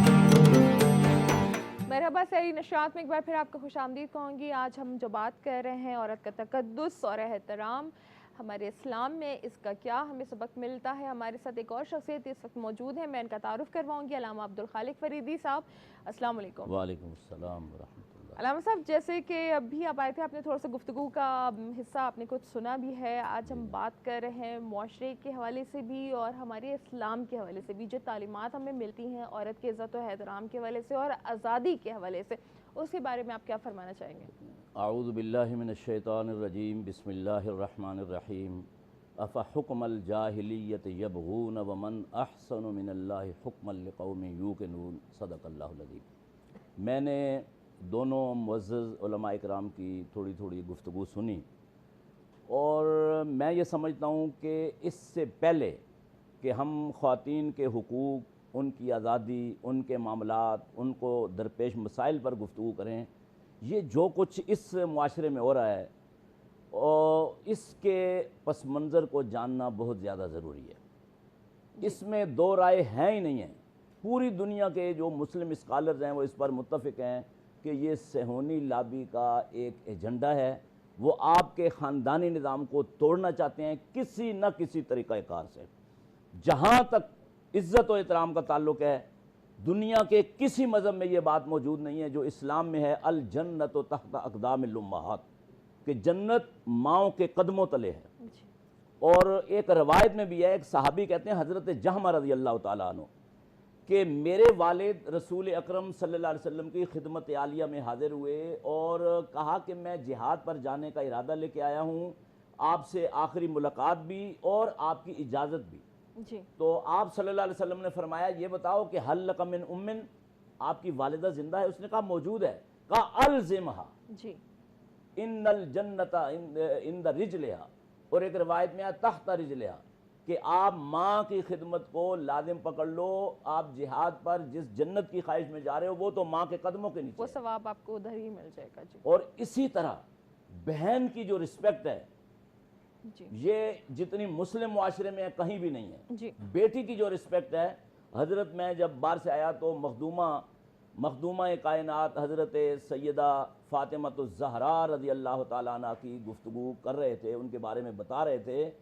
हुज़ूर अकरम सल्लल्लाहु अलैहि वसल्लम की शुमाइल पर जितनी किताबें हैं, ये जिन किताबों में आपके शुमाइल का जिक्र है, उनमें ये मौजूद है कि जब फातिमा तो ज़हरा रज़ी अल्लाह ताला अन्हा तशरीफ़ लाती तो अल्लाह के रसूल अपनी मसनद से उठकर, अपनी जगह से उठकर आगे बढ़कर उनका इस्तकबाल करते। जी बल्कि आपकी एक रज़ाई माँ जो हलीमा थी, जी वो एक मौके पर एक जंगी कैदियों को छुड़ाने के लिए आई थी, तो आपने अपनी चादर या अय्युहल मुज़म्मिल और या अय्युहल मुद्दस्सिर जिसे कहा गया उनके नीचे बिछा दी और उस पर उनको बिठाया। जी तो हर एतबार से जी बहुत ज़्यादा रिस्पेक्ट है। और आम खातून जो मुस्लिम है उसका क्या मकाम है। एक सहाबिया हैं मदीना की रहने वाली अंसारिया, अस्मा बिनते यजीद अंसारिया रज़ी अल्लाह ताला अन्हा, वो कहती हैं कि मुझे ख्वातीन ने अपना नुमाइंदा बनाया जी कि आप ख्वातीन के मामलात और मसाइल में गुफ्तगू करने के लिए रसूल अकरम सल्लल्लाहु अलैहि वसल्लम की खिदमत आलिया में हाजिर हों और कहें कि मर्द जो हैं वो हमारे से दर्जात में और नेकी के कामों में आगे बढ़ गए। जिहाद पर वो जाते हैं, बाजमात नमाज वो अदा करते हैं, ईदैन वो जाते हैं, चूँकि साहिब माल हैं ज़कात वो अदा करते हैं, हमारा क्या होगा। जी तो जब वो आई तो रसूल अकरम सल्लल्लाहु अलैहि वसल्लम की आंखों में आंसू आ गए। कहा अस्मा अब आप मेरी नुमाइंदा बनकर उनके पास जाओ और उन्हें बताओ अल मरअतु इज़ा सल्लत खम्सहा व सामत शारहा व अतात बालहा व हफिजत फरजहा क़ील लहा दुखुलिल जन्नति मिन अय्यि अब्वाबिल जन्नति शिअति, कि आप ये उनको जाकर बताओ कि खातून अगर 5 नमाजें अदा कर ले, रमज़ान के रोज़े अगर उस पर फ़र्ज़ हैं तो उनको रख ले, अपने सतर की हिफाजत कर ले और अपने शोहर की इताअत करे, तो क़यामत के दिन उसे कहा जाएगा जन्नत के 8 दरवाजे हैं जिस दरवाजे से आपका जी चाहे जन्नत में चली जाओ। अच्छा अल्लामा साहब, ये तो हमारी गुफ्तगू हो गई इस्लाम में औरत की अहमियत के हवाले से। बात आ जाती है मुख्तसरन, अगर आप इसमें कुछ इजाफा फरमा दें कि अब जो मुआशरे में जो हो रहा है, क्या वो तमाम चीज़ें इस वक्त मिल रही हैं इस वक्त के दौर में? यानी मुआशरे को तो आप थोड़ा सा पीछे छोड़ दें। ये जो कुछ ख्वातीन के आलमी दिन पर यहाँ होता है, पहले 2-3 साल पहले मेरा जिस्म मेरी मर्जी, और उसका अंजाम क्या हुआ है जी। खौफनाक और इबरतनाक। इस्लामाबाद में जो बहुत बड़ा वाक़या हुआ है, इस मरतबा जो उन्होंने अपना एहतजाज किया, ये लफ्ज़ तो नहीं कहा, लेकिन उन्होंने कहा कारी साहब मदरसा फलां दीन, ये सेहोनी लाबी का एजेंडा है। वो 1 दर्जन से कम औरतें, इस्लामाबाद कितना बड़ा शहर है जी, लाखों की आबादी है, 1 दर्जन से कम औरतें खड़े होकर वो इस तरह की बातें कर रही हैं। तो उस एजेंडे को हमें समझना चाहिए और साथ साथ ठीक, अगर कहीं ज्यादती है जी, देखें बहुत सारी चीज़ें हमने हिंदुओं के साथ रहते हुए उनसे ले ली हैं, तो उसमें कुछ चीज़ें, कुछ सख्तियां भी हैं और कुछ नारवा बातें भी हैं जी। मिसाल के तौर पर जो विरासत में हक है वो हिंदुओं में नहीं है, ठीक है।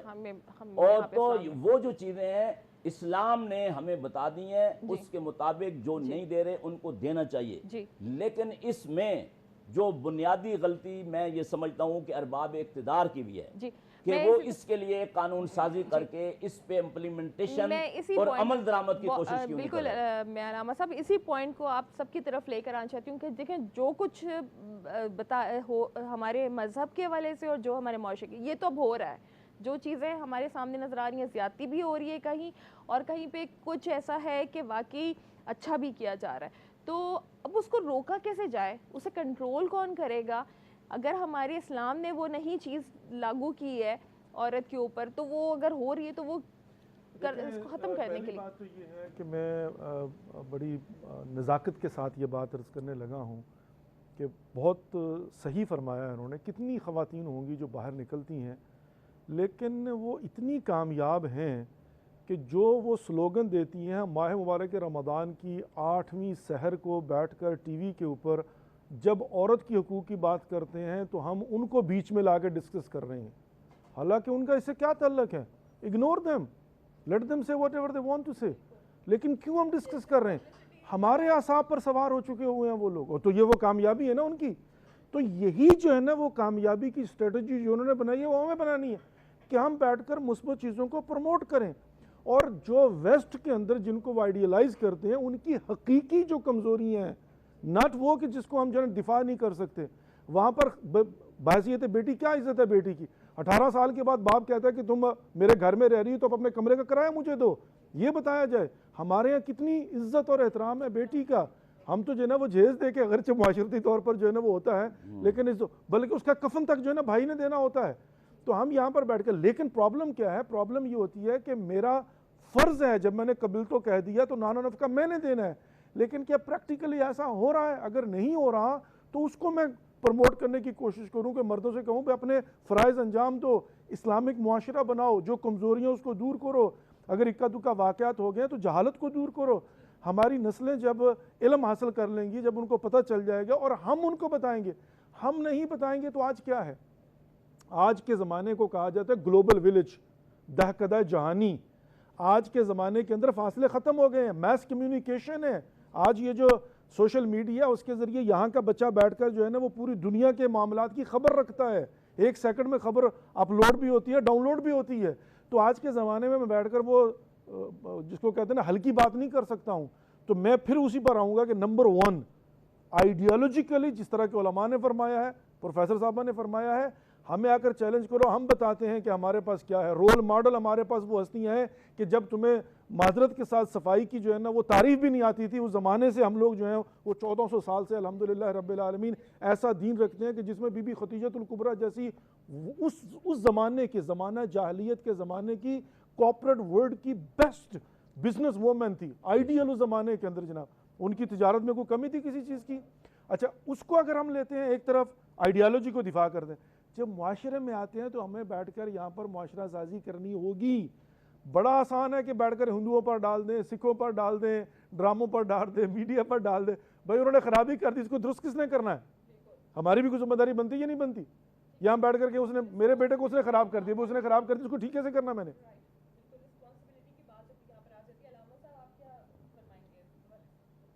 देखिए, मैं अर्ज़ करूँगा इस हवाले से कि गवर्नमेंट पाकिस्तान में पार्लियामेंट है, सेनेट है, इनको कोई कानून बनाना चाहिए। गुज़श्ता 2 दौरे हुकूमत में देख रहा हूँ कि जिनमें कानून बनाने के हवाले से बात चली है, मगर दोनों हुकूमतें कोई कानून साजी नहीं कर सकी ख़वातीन के हवाले से। मगर मैं फिर इस चैनल के ज़रिए अर्ज़ करूँगा कि कानून साजी होनी चाहिए ख़वातीन के हवाले से, उनके हकूक़ के हवाले से। सूरत हाल तो ये है, मैं ख़वातीन के हकूक़ के हवाले से आखिरी बात करूँगा कि हमारे यहाँ जो निकाह फार्म है, वो निकाह फार्म हम अपनी बेटियों को, अपनी बहनों को पढ़ने के लिए ही नहीं देते कि बेटा इसमें कुछ शराइत हैं, ठीक है, तुम इनको पढ़ लो, कुछ शर्त रखना चाहती हो तो ये फार्म है, ये गवर्नमेंट की तरफ से मंजूर शुदा फार्म है, ये आपका राइट है, इस पे क्या चाहती हो। हम वो पढ़ने नहीं देते, बस 21 रुपये, 50 रुपये, 100 रुपया, 1200 रुपये हक में लिया और निकाह कर दिया। बिल्कुल, इस चीज़ का तो उसे पता ही नहीं होता है कि उसमें मौजूद क्या है और शराइत क्या। मेरा ख्याल है कि अब बहुत सारी ख़वातीन ऐसी हैं कि जिनको नहीं पता कि निकाहनामे में लिखा हुआ क्या होता है।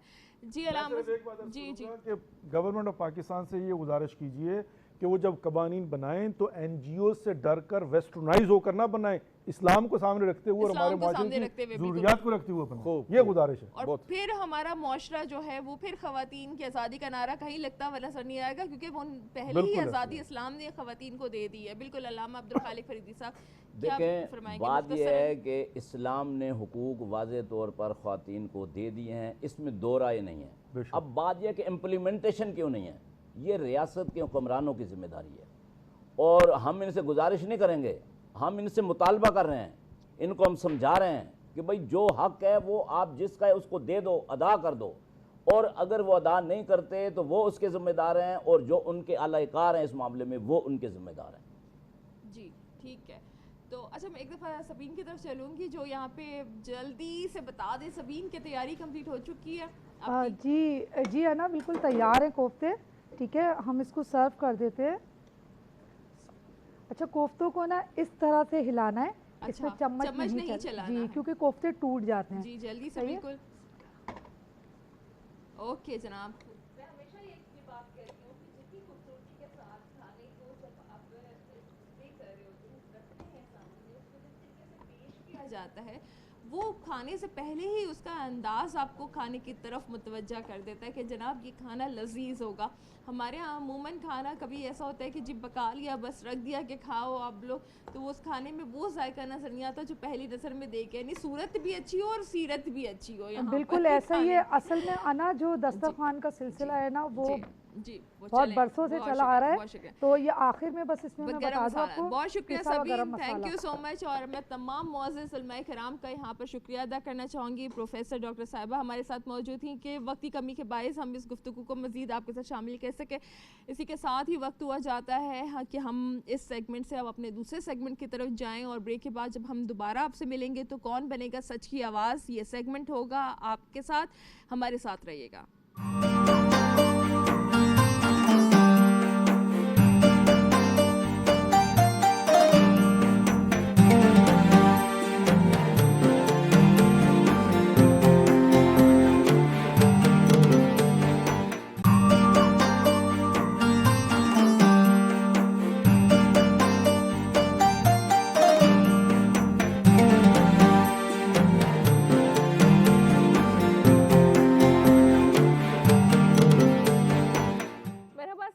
में एक बार फिर आपको खुशामदीद कहूँगी और आगे चलते हुए यानी कि हमारे सेगमेंट्स की जो तस्वीर है वो आगे बढ़ती जा रही है। आज 8वीं सहरी में आज 8वां मुकाबला कौन बनेगा सच की आवाज़, और सच की आवाज़ में तो जाहिर सी बात है मुकाबले में तो शरीक होते हैं नात ख़्वां, लेकिन वाकई जो सच्ची और अच्छी आवाज़ें हैं वो भी हमारे इस प्रोग्राम का हिस्सा बन चुकी हैं। जजेस का पैनल कंप्लीट हो चुका है, तो क्यों नहीं जजेस की तरफ हम चलें।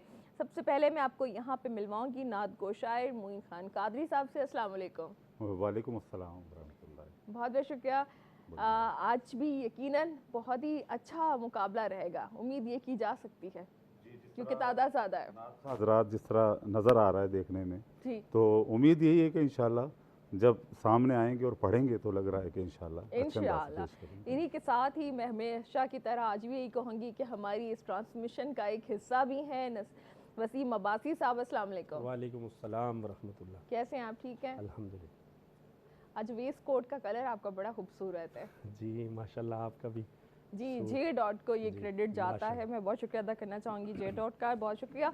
इन्हीं के साथ ही एक और खूबसूरत और खूबसूरत आवाज़ खूबसूरत अंदाज सजाद अली दरवेश साहब हमारे साथ हैं। अस्सलाम वालेकुम। वालेकुम अस्सलाम व रहमतुल्लाह। जैसा कल आप तीनों हमारे साथ हैं तो मेरा ख्याल है कि वक्त आए कि बगैर अपने आज के मुकाबले की तरफ चलते हैं। कौन बनेगा सच की आवाज़। 16 साल से 24 साल की उम्र तक के जो नात ख़्वां हैं इस प्रोग्राम में शरीक हो रहे हैं, तो मैं बुलवाना चाहूँगी सबसे पहले। अच्छा मैं आज बता दूँ कि आज 5 है, ठीक है जनाब, तो देखते हैं कि आज कितने लोग आगे जा सकते हैं।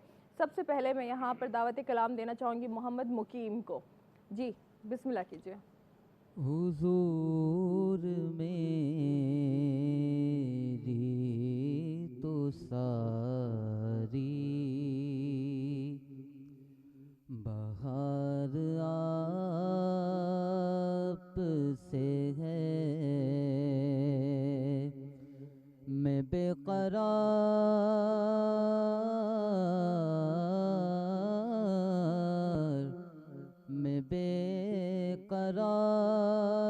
था, मेरा करार आप से है। हुजूर मेरी तो सारी बहार आप से है, गुनाहगार हूँ आका बड़ी नदामत है, गुनाहगार हूँ आका बड़ी नदामत है,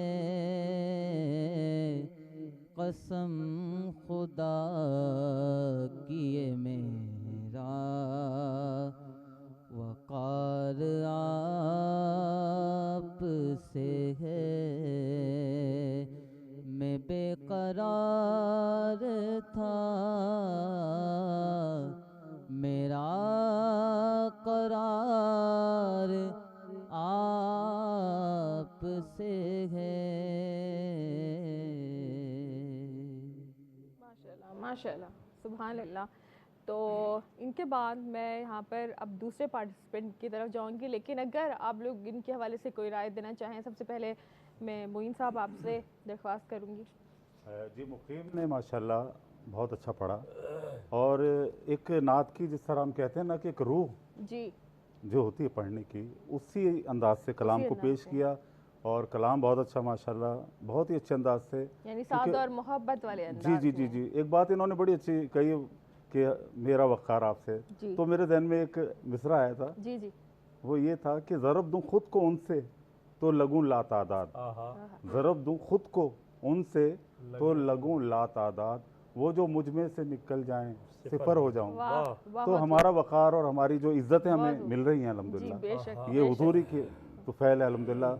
माशाल्लाह अस्थाई बहुत अच्छे अंदाज से, अंतरा बड़े अच्छे, एक लिमिट में पढ़ा इन्होंने माशाल्लाह, इनका पढ़ना अच्छा लगा बहुत। ठीक है जी, मुकीम के बारे में तो अच्छी एक राय तो आ चुकी है, दूसरी राय की तरफ चलते हैं। वसीम भाई। माशाल्लाह हुजूर, मेरी तो सारी बहार बहार आपसे। आपसे हर है। कलाम का हक होता है कि उसे उसी अंदाज में जो पढ़ना चाहिए उसी अंदाज में सनख़ा को हाज़री पेश करनी चाहिए, और माशाल्लाह इन्होंने बड़े सादा अंदाज में, दिल को छू लेने वाला एक जोर अंदाज, ज़बरदस्ती इन्होंने नहीं की, जहाँ पे जो हक था कलाम का वो निभाया माशाल्लाह, बहुत खूबसूरत पढ़ा। जी सजाद साहब। माशाल्लाह से मोहम्मद मुकीम ने बहुत अच्छा पढ़ा, जिस तरह स्टार्ट लिया वो भी अच्छा था।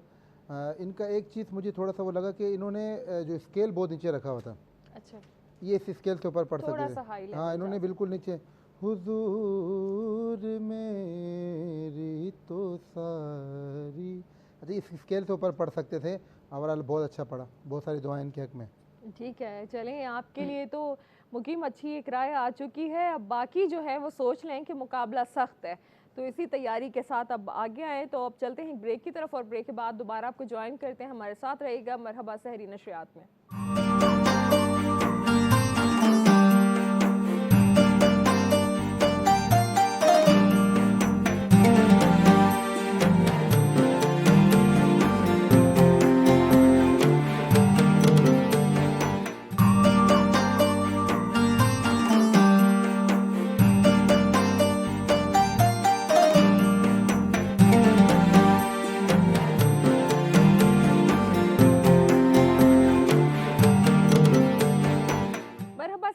में एक बार फिर आपको खुशामदीद कहेंगे, और इसी के साथ ही इस मुकाबले को आगे बढ़ाते हुए कौन मिलेगा सच की आवाज़। और सच की आवाज़ के बारे में हमारे जजेस का कहना है कि ये एक मुश्किल मरहला होता है कि जहाँ पर इस आवाज़ को चुना जाए तो मेहनत के साथ आए, क्योंकि पहले जो पार्टिसिपेंट आ चुके हैं उनके बारे में जजेस की राय अच्छी थी। तो अब बाकी जो है वो उससे अब बेहतर अंदाज में उनको ज़रूरत है कि वो कलाम को पेश करें और पढ़ें। तो मैं अब यहाँ पर गुजारिश करूँगी कि दुआ ज़ैनुल आबिदीन हमारे साथ मौजूद है, तो इजाज़त लीजिए, आपके सामने मौजूद है जजेस हजरात, और बिस्मिल्लाह कीजिए। निगाह लुत्फ़ के उम्मीदवार हम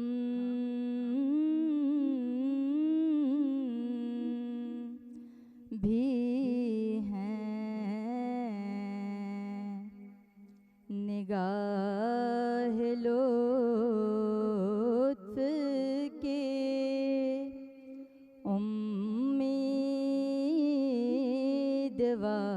उम्मीदवार हम भी हैं। के लिए हुए तो दिले बेक़रार हम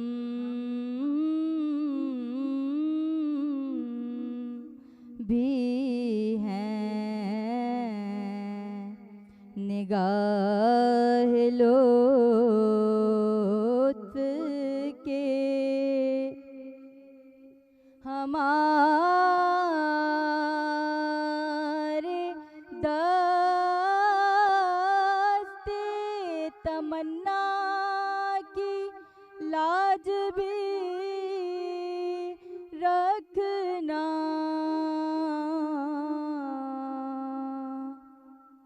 हमारे दस्ते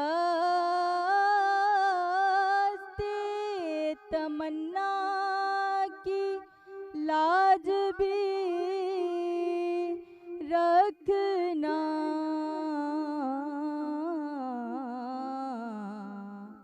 कि तेरे फ़कीरों में ऐ शहरयार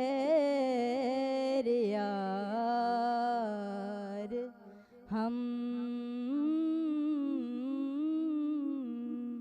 भी हैं। निगाह लुत्फ के। जी ये हैं दुआ, क्या कहेंगे मुइन भाई? जल्दी जल्दी से इनके बारे में जी, दुआ ने कलाम का इंतखाब तो बहुत अच्छा रखा। मौलाना हसन रज़ा खान साहब का कलाम था जी। एंड जो शुरू किया तो अस्ताई में दूसरी लाइन में ज़रा ये वीक रही और अंतरा उस अंदाज से उस तवानाई के साथ नहीं कह पाई जो कहना चाहिए। तैयारी यूँ लग रहा है कि उस तरह तैयारी नहीं हो पाई, लेकिन कलाम माशाल्लाह बहुत अच्छा पड़ा। अच्छा पड़ा जी। वसीम भाई? इंतखाब कलाम अच्छा था और अंतरे में बहुत मेहनत की ज़रूरत है। जिस तरीके से अंतरा पेश करना चाहिए था और जल्दी जल्दी आ रही थी वापसी लौट के, जल्दबाजी में थी जी। तो बाकी आवाज़ अच्छी है, इंशाल्लाह मेहनत जारी रखें। ठीक है, ये तो इब्तिदा है, ये तो चीज़ें चलती रहेंगी। बेशक सजाद साहब माशाल्लाह इन्होंने पढ़ा अच्छा, बस ये सादे, बिल्कुल सादे अंदाज में इन्होंने पढ़ा। एक होता है जब मुकाबले में कोई अगर सामने आए तो कुछ इस तरीके से बंदा पेश करता है कि अपने आने से क्लिक हो जाए। तो इन्होंने अपने सुर में रह के पढ़ा है, बिल्कुल सिंपल पढ़ा है। बस बहुत सारी दुआएं इनके हक पे आगे जाके देखेंगे इंशाल्लाह। तो फिर मैं यहाँ पर तीसरी जो हमारी पार्टिसिपेंट हैं वरीहा शाह, इनको बुलाना चाहूँगी कि वो आएँ और इस मुकाबले में शरीक हों, क्योंकि अभी आज 8वां यानी कि देखें 8वीं सहरी हो चुकी है और 8वां मुकाबला हो रहा है। तो मुकाबला अभी तक जो देखा जाए पहला दिन ही हमारा ऐसा था कि जिसमें 3 नाथवा आगे गए थे। तो इस मुकाबले में इस वक्त ज़्यादा अच्छे नाथवाओं की ज़रूरत है कि आप अभी आए, सोचें कि शुरू हो के, क्योंकि अभी हमारा पहला अशरा अख्तिताम को पहुंच रहे हैं तो मज़ीद कितने ही दिन बाकी रह गए, तो इसलिए आपको मेहनत के साथ आना चाहिए। सैयदा वरीहा सिराज, बिस्मिल्लाह कीजिए। मुझ में उनकी सना का सलीका कहाँ, मुझ में उनकी सना का सलीका कहाँ। वो शहीदो जहाँ वो कहाँ, मैं कहाँ, उनका मदहा सरा खालिके दो जहाँ। वो रसूले ज़मां वो कहाँ, मैं कहाँ,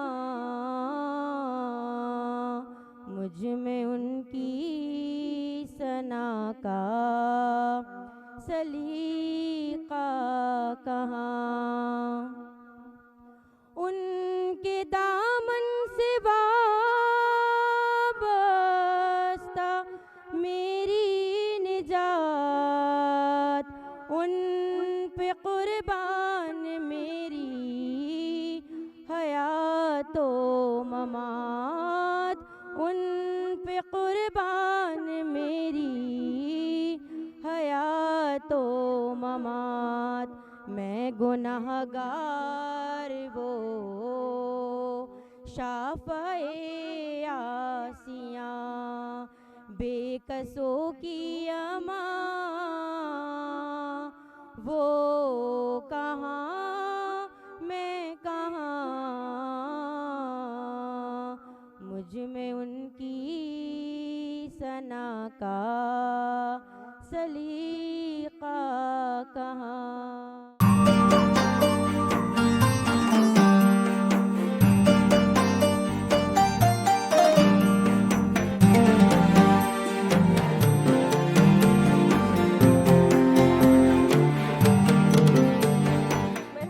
नशियात में एक बार फिर आपको खुशामदीद कहूँगी और इसी के साथ ही आगे चलते हुए मैं यहाँ पर अब अपने पार्टिसिपेंट को बुलाना चाहूँगी जो इस मुकाबले में शरीक हो रहे हैं। कौन बनेगा सच की आवाज़, और हमारे साथ मौजूद हैं सैयद शाज़ेब अब्बास। आप लोगों की इजाज़त से ये मुकाबले के चौथे पार्टिसिपेंट जी।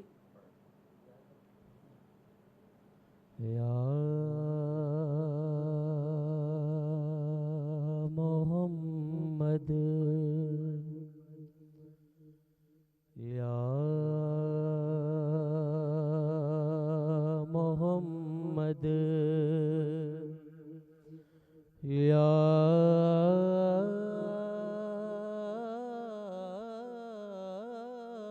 मोहम्मद या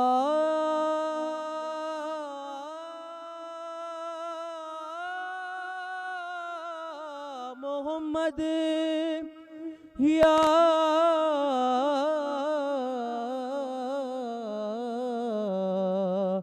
मोहम्मद या मोहम्मद या मोहम्मद, ऐसी इज़्ज़त आपने पाई के बस की शबे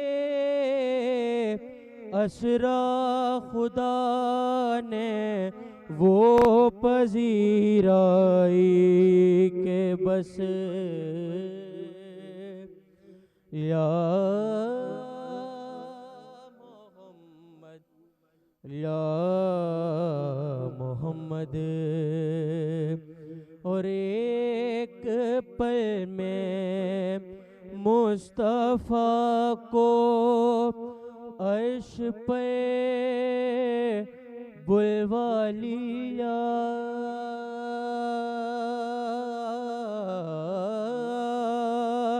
एक पल में मुस्तफ़ा को अर्श पर बुलवा लिया। भाई अपने बंदे की खुदा को ऐसी याद आई के बस या मोहम्मद या मोहम्मद। और गिनते गिनते थक गए जी। जजेस की तरफ से मेरे ख्याल है कि सुभान अल्लाह सुभान अल्लाह सुभान अल्लाह, क्या कलाम, वो तीनों का जो है रिमार्क एक साथ ही आ गया है। सुभान अल्लाह, मैं कह रहा हूँ यानी कि नातिया मुकाबले का कलाम भी था, आवाज़ भी थी, अंदाज भी था। इतना मुश्किल कलाम में समझता हूँ कि जैसे जो आगाज़ इन्होंने किया तो उसी में ही पता चल जाता है कि सना आगे क्या करेगा, क्या परफॉर्मेंस होगी। तो इन्होंने या मोहम्मद की सदा में सब कुछ बता दिया। सुभान अल्लाह, क्या बात है जनाब। तो सैयद अदनान शाह हैं हमारे इस मुकाबले के आखिरी पार्टिसिपेंट है, तो इनको भी सुनते हैं। बिस्मिल्लाह कीजिए। हाल दिल किसे को सुनाए, आपके होते हुए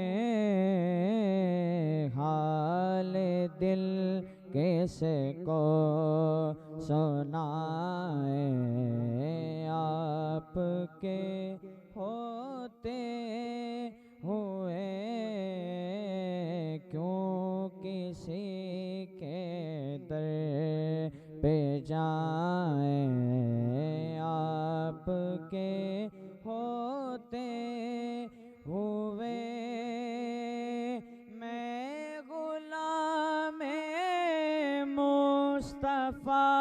हो ये मेरी पहचान है, मैं गुलाम मुस्तफ़ा हूँ ये मेरी पहचान है। गम मुझे क्यों कर सताए, गम मुझे क्यों कर सताए, आपके होते हुए क्यों किसी के दर पे जाएं, आपके होते हुए। जज़ाकल्लाह जी। मोइन साहब, फ़ैसला यकीनन आप लोग अभी जो है वो कर चुके होंगे, लेकिन इनके बारे में सिर्फ अभी मैं राय जानना चाहूँगी, क्योंकि हम ब्रेक के बाद अनाउंस करेंगे कि आज के कौन से वो नातख़्वां हैं जो आगे मुकाबले में जा सकेंगे। जी, अदनान शाह ने अभी पेश किया अल्ताफ़ शाह काज़मी साहब का कलाम। मैं ये समझता हूँ कि अभी और ज़्यादा मेहनत की ज़रूरत है। ठीक है। और बहुत ही सिंपल अंदाज से पढ़ा इन्होंने, लेकिन यही मेरा मतलब ये कि राय मेरी ये है कि और मज़ीद अगर मेहनत करेंगे तो और इंशाल्लाह अच्छा पढ़ेंगे। ठीक है। वसीम भाई जी, मोइन खान कादरी साहब बिल्कुल वजह फरमा रहे हैं कि मेहनत की ज़रूरत है। इंतखाब कलाम भी जो है मुकाबलों के लिए जो होता है, कोशिश करनी चाहिए कि जिसमें खालिस हुज़ूर अकरम सल्लल्लाहु अलैहि वसल्लम की तारीफ़ हो।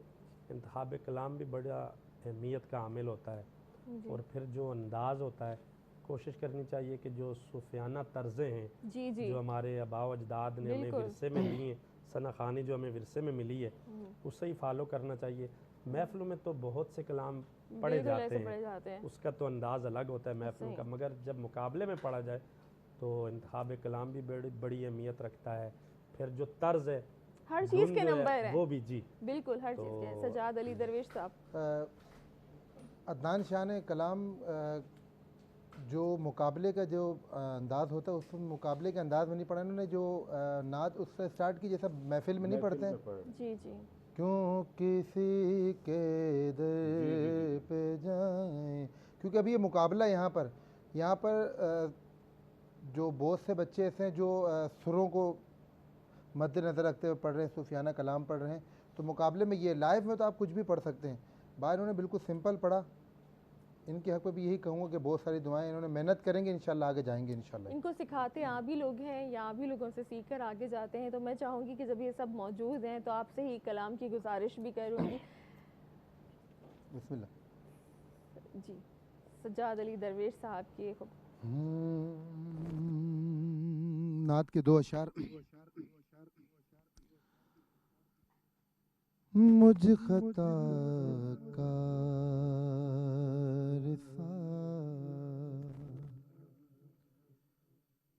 मुझ खता का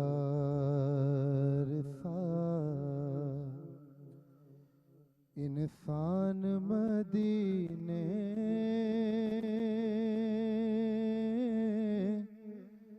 में रहे,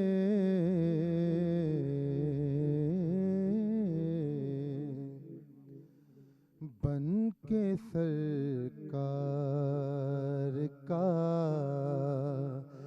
मेहमान मदीने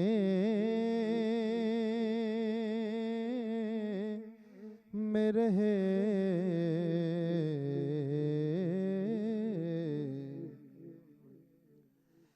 कि याद आती है मुझे अहले मदीना की वो बात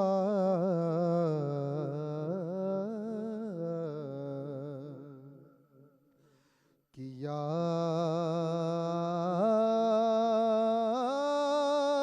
आती है मुझे अहले मदीना की वो बात,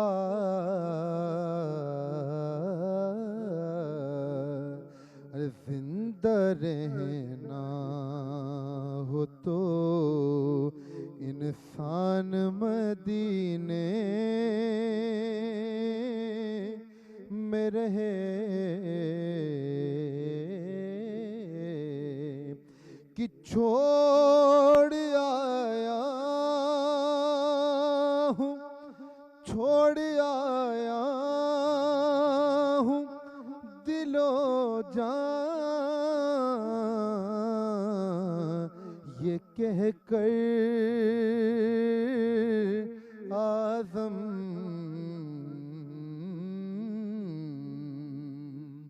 अरे छोड़ आया हूँ दिलो जान,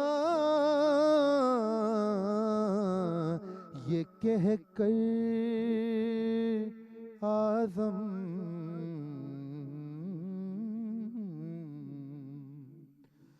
क्या रहा हूँ, क्या रहा हूँ, मेरा सामान मदीने में रहे,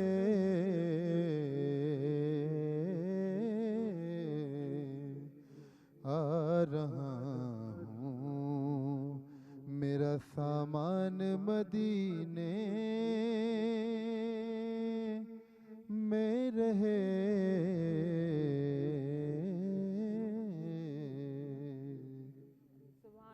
माशाल्लाह, बहुत खूबसूरत।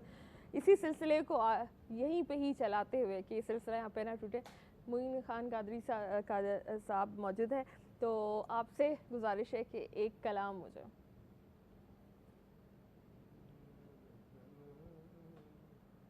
एक कलाम के मैं भी इख्तिसार के साथ जी जी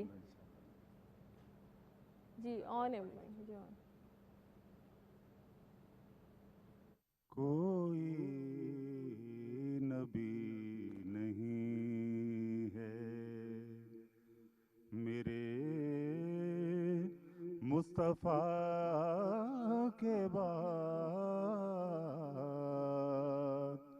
कोई नबी नहीं है मेरे मुस्तफ़ा के बाद,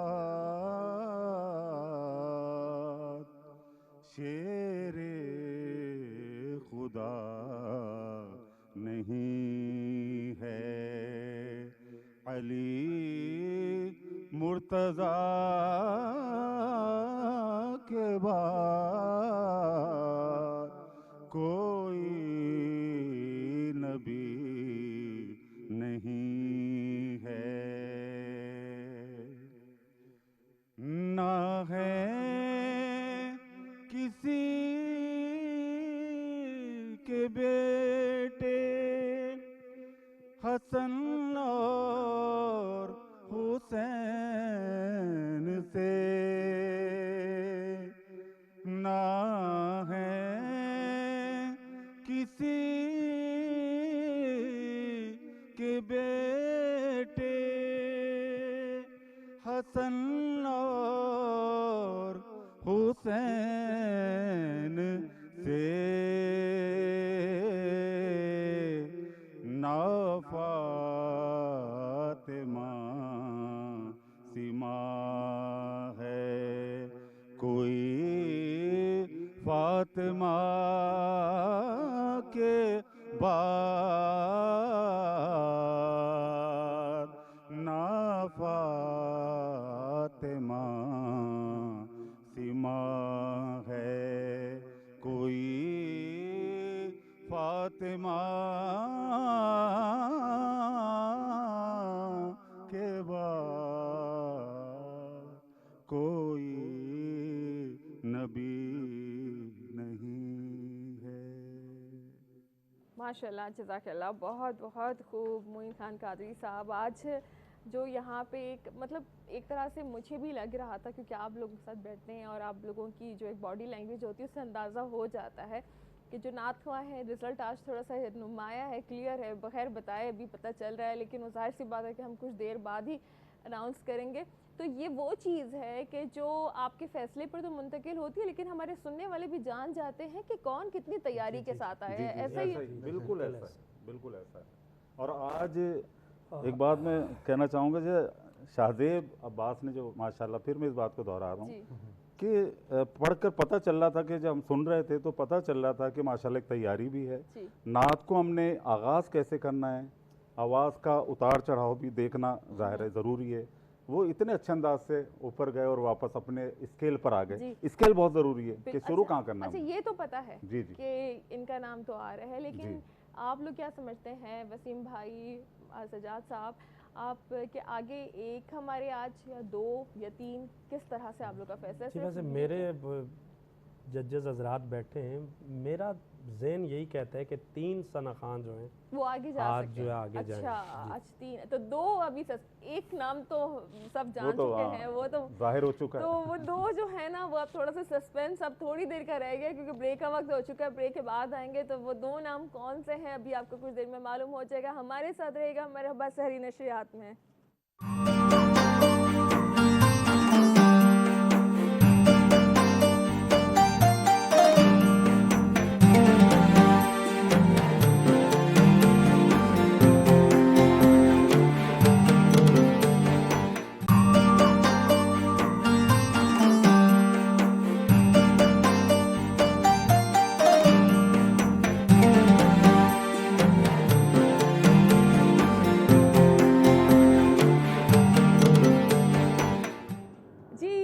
सहरी नशरियात और वक्त आ चुका है कि हम आज के नाम अनाउंस करें। कौन बनेगा सच की आवाज़ में कौन सी आवाज़ें आगे जा रही हैं। एक नाम तो बिल्कुल नुमाया तौर पर आगे आ चुका था और बाकी जजेस ने जो फैसला यहाँ पर आज बताया। सबसे पहले तो हमारे साथ आगे जा रहे हैं इस मुकाबले में कौन बनेगा सच की आवाज़ में सैयद शाहजेब अब्बास साहब को बहुत मुबारक हो, और इनके बाद जो है मोहम्मद मुकीम ने आगे के लिए क्वालिफाई कर लिया, आपको भी बहुत मुबारक हो। और सैयद वरीहा सराज, आपको भी बहुत बहुत मुबारक हो, आप तीनों आगे जा रहे हैं।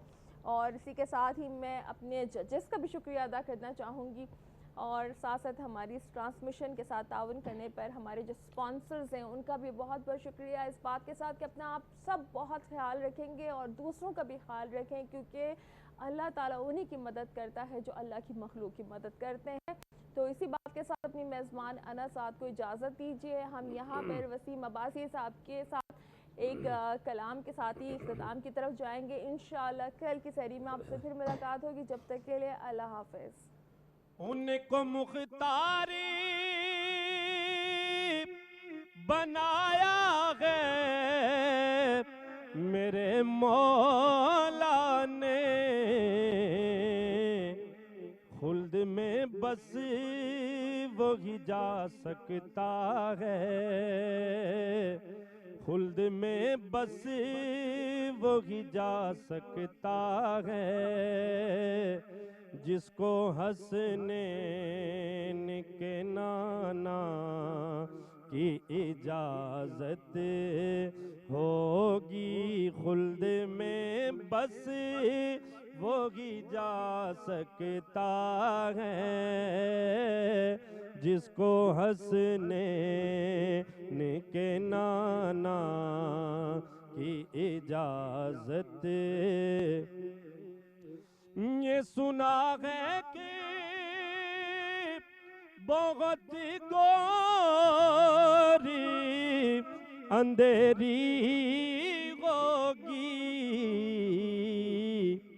कब्र का खौफ न रखना ए दिल, कब्र का खौफ न रखना ए दिल, वहाँ सरकार के चेहरे की ज़ियारत होगी, वहाँ सरकार के चेहरे की ज़ियारत होगी, नात सरकार की पढ़ता हूँ मैं, बस इसी नाम से घर में मेरे बरकत होगी, बस इसी नाम से घर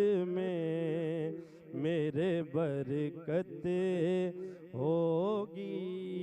कब्र में सरकार आए तो मैं कदमों में गिरूं, घर फरिश्ते भी उठाएं तो मैं उनसे यूं कहूं, घर फरिश्ते भी उठाएं तो मैं उनसे यूं कहूं कि मैं तो पाए नाज से ऐ फरिश्तों क्यों उठूं, मर के पहुंचा हूँ यहाँ इस दिलरुबा के वास्ते, कब्र का खौफ न रखना ऐ दिल, वहाँ सरकार के चेहरे की ज़ियारत होगी, वहाँ सरकार के चेहरे की ज़ियारत होगी।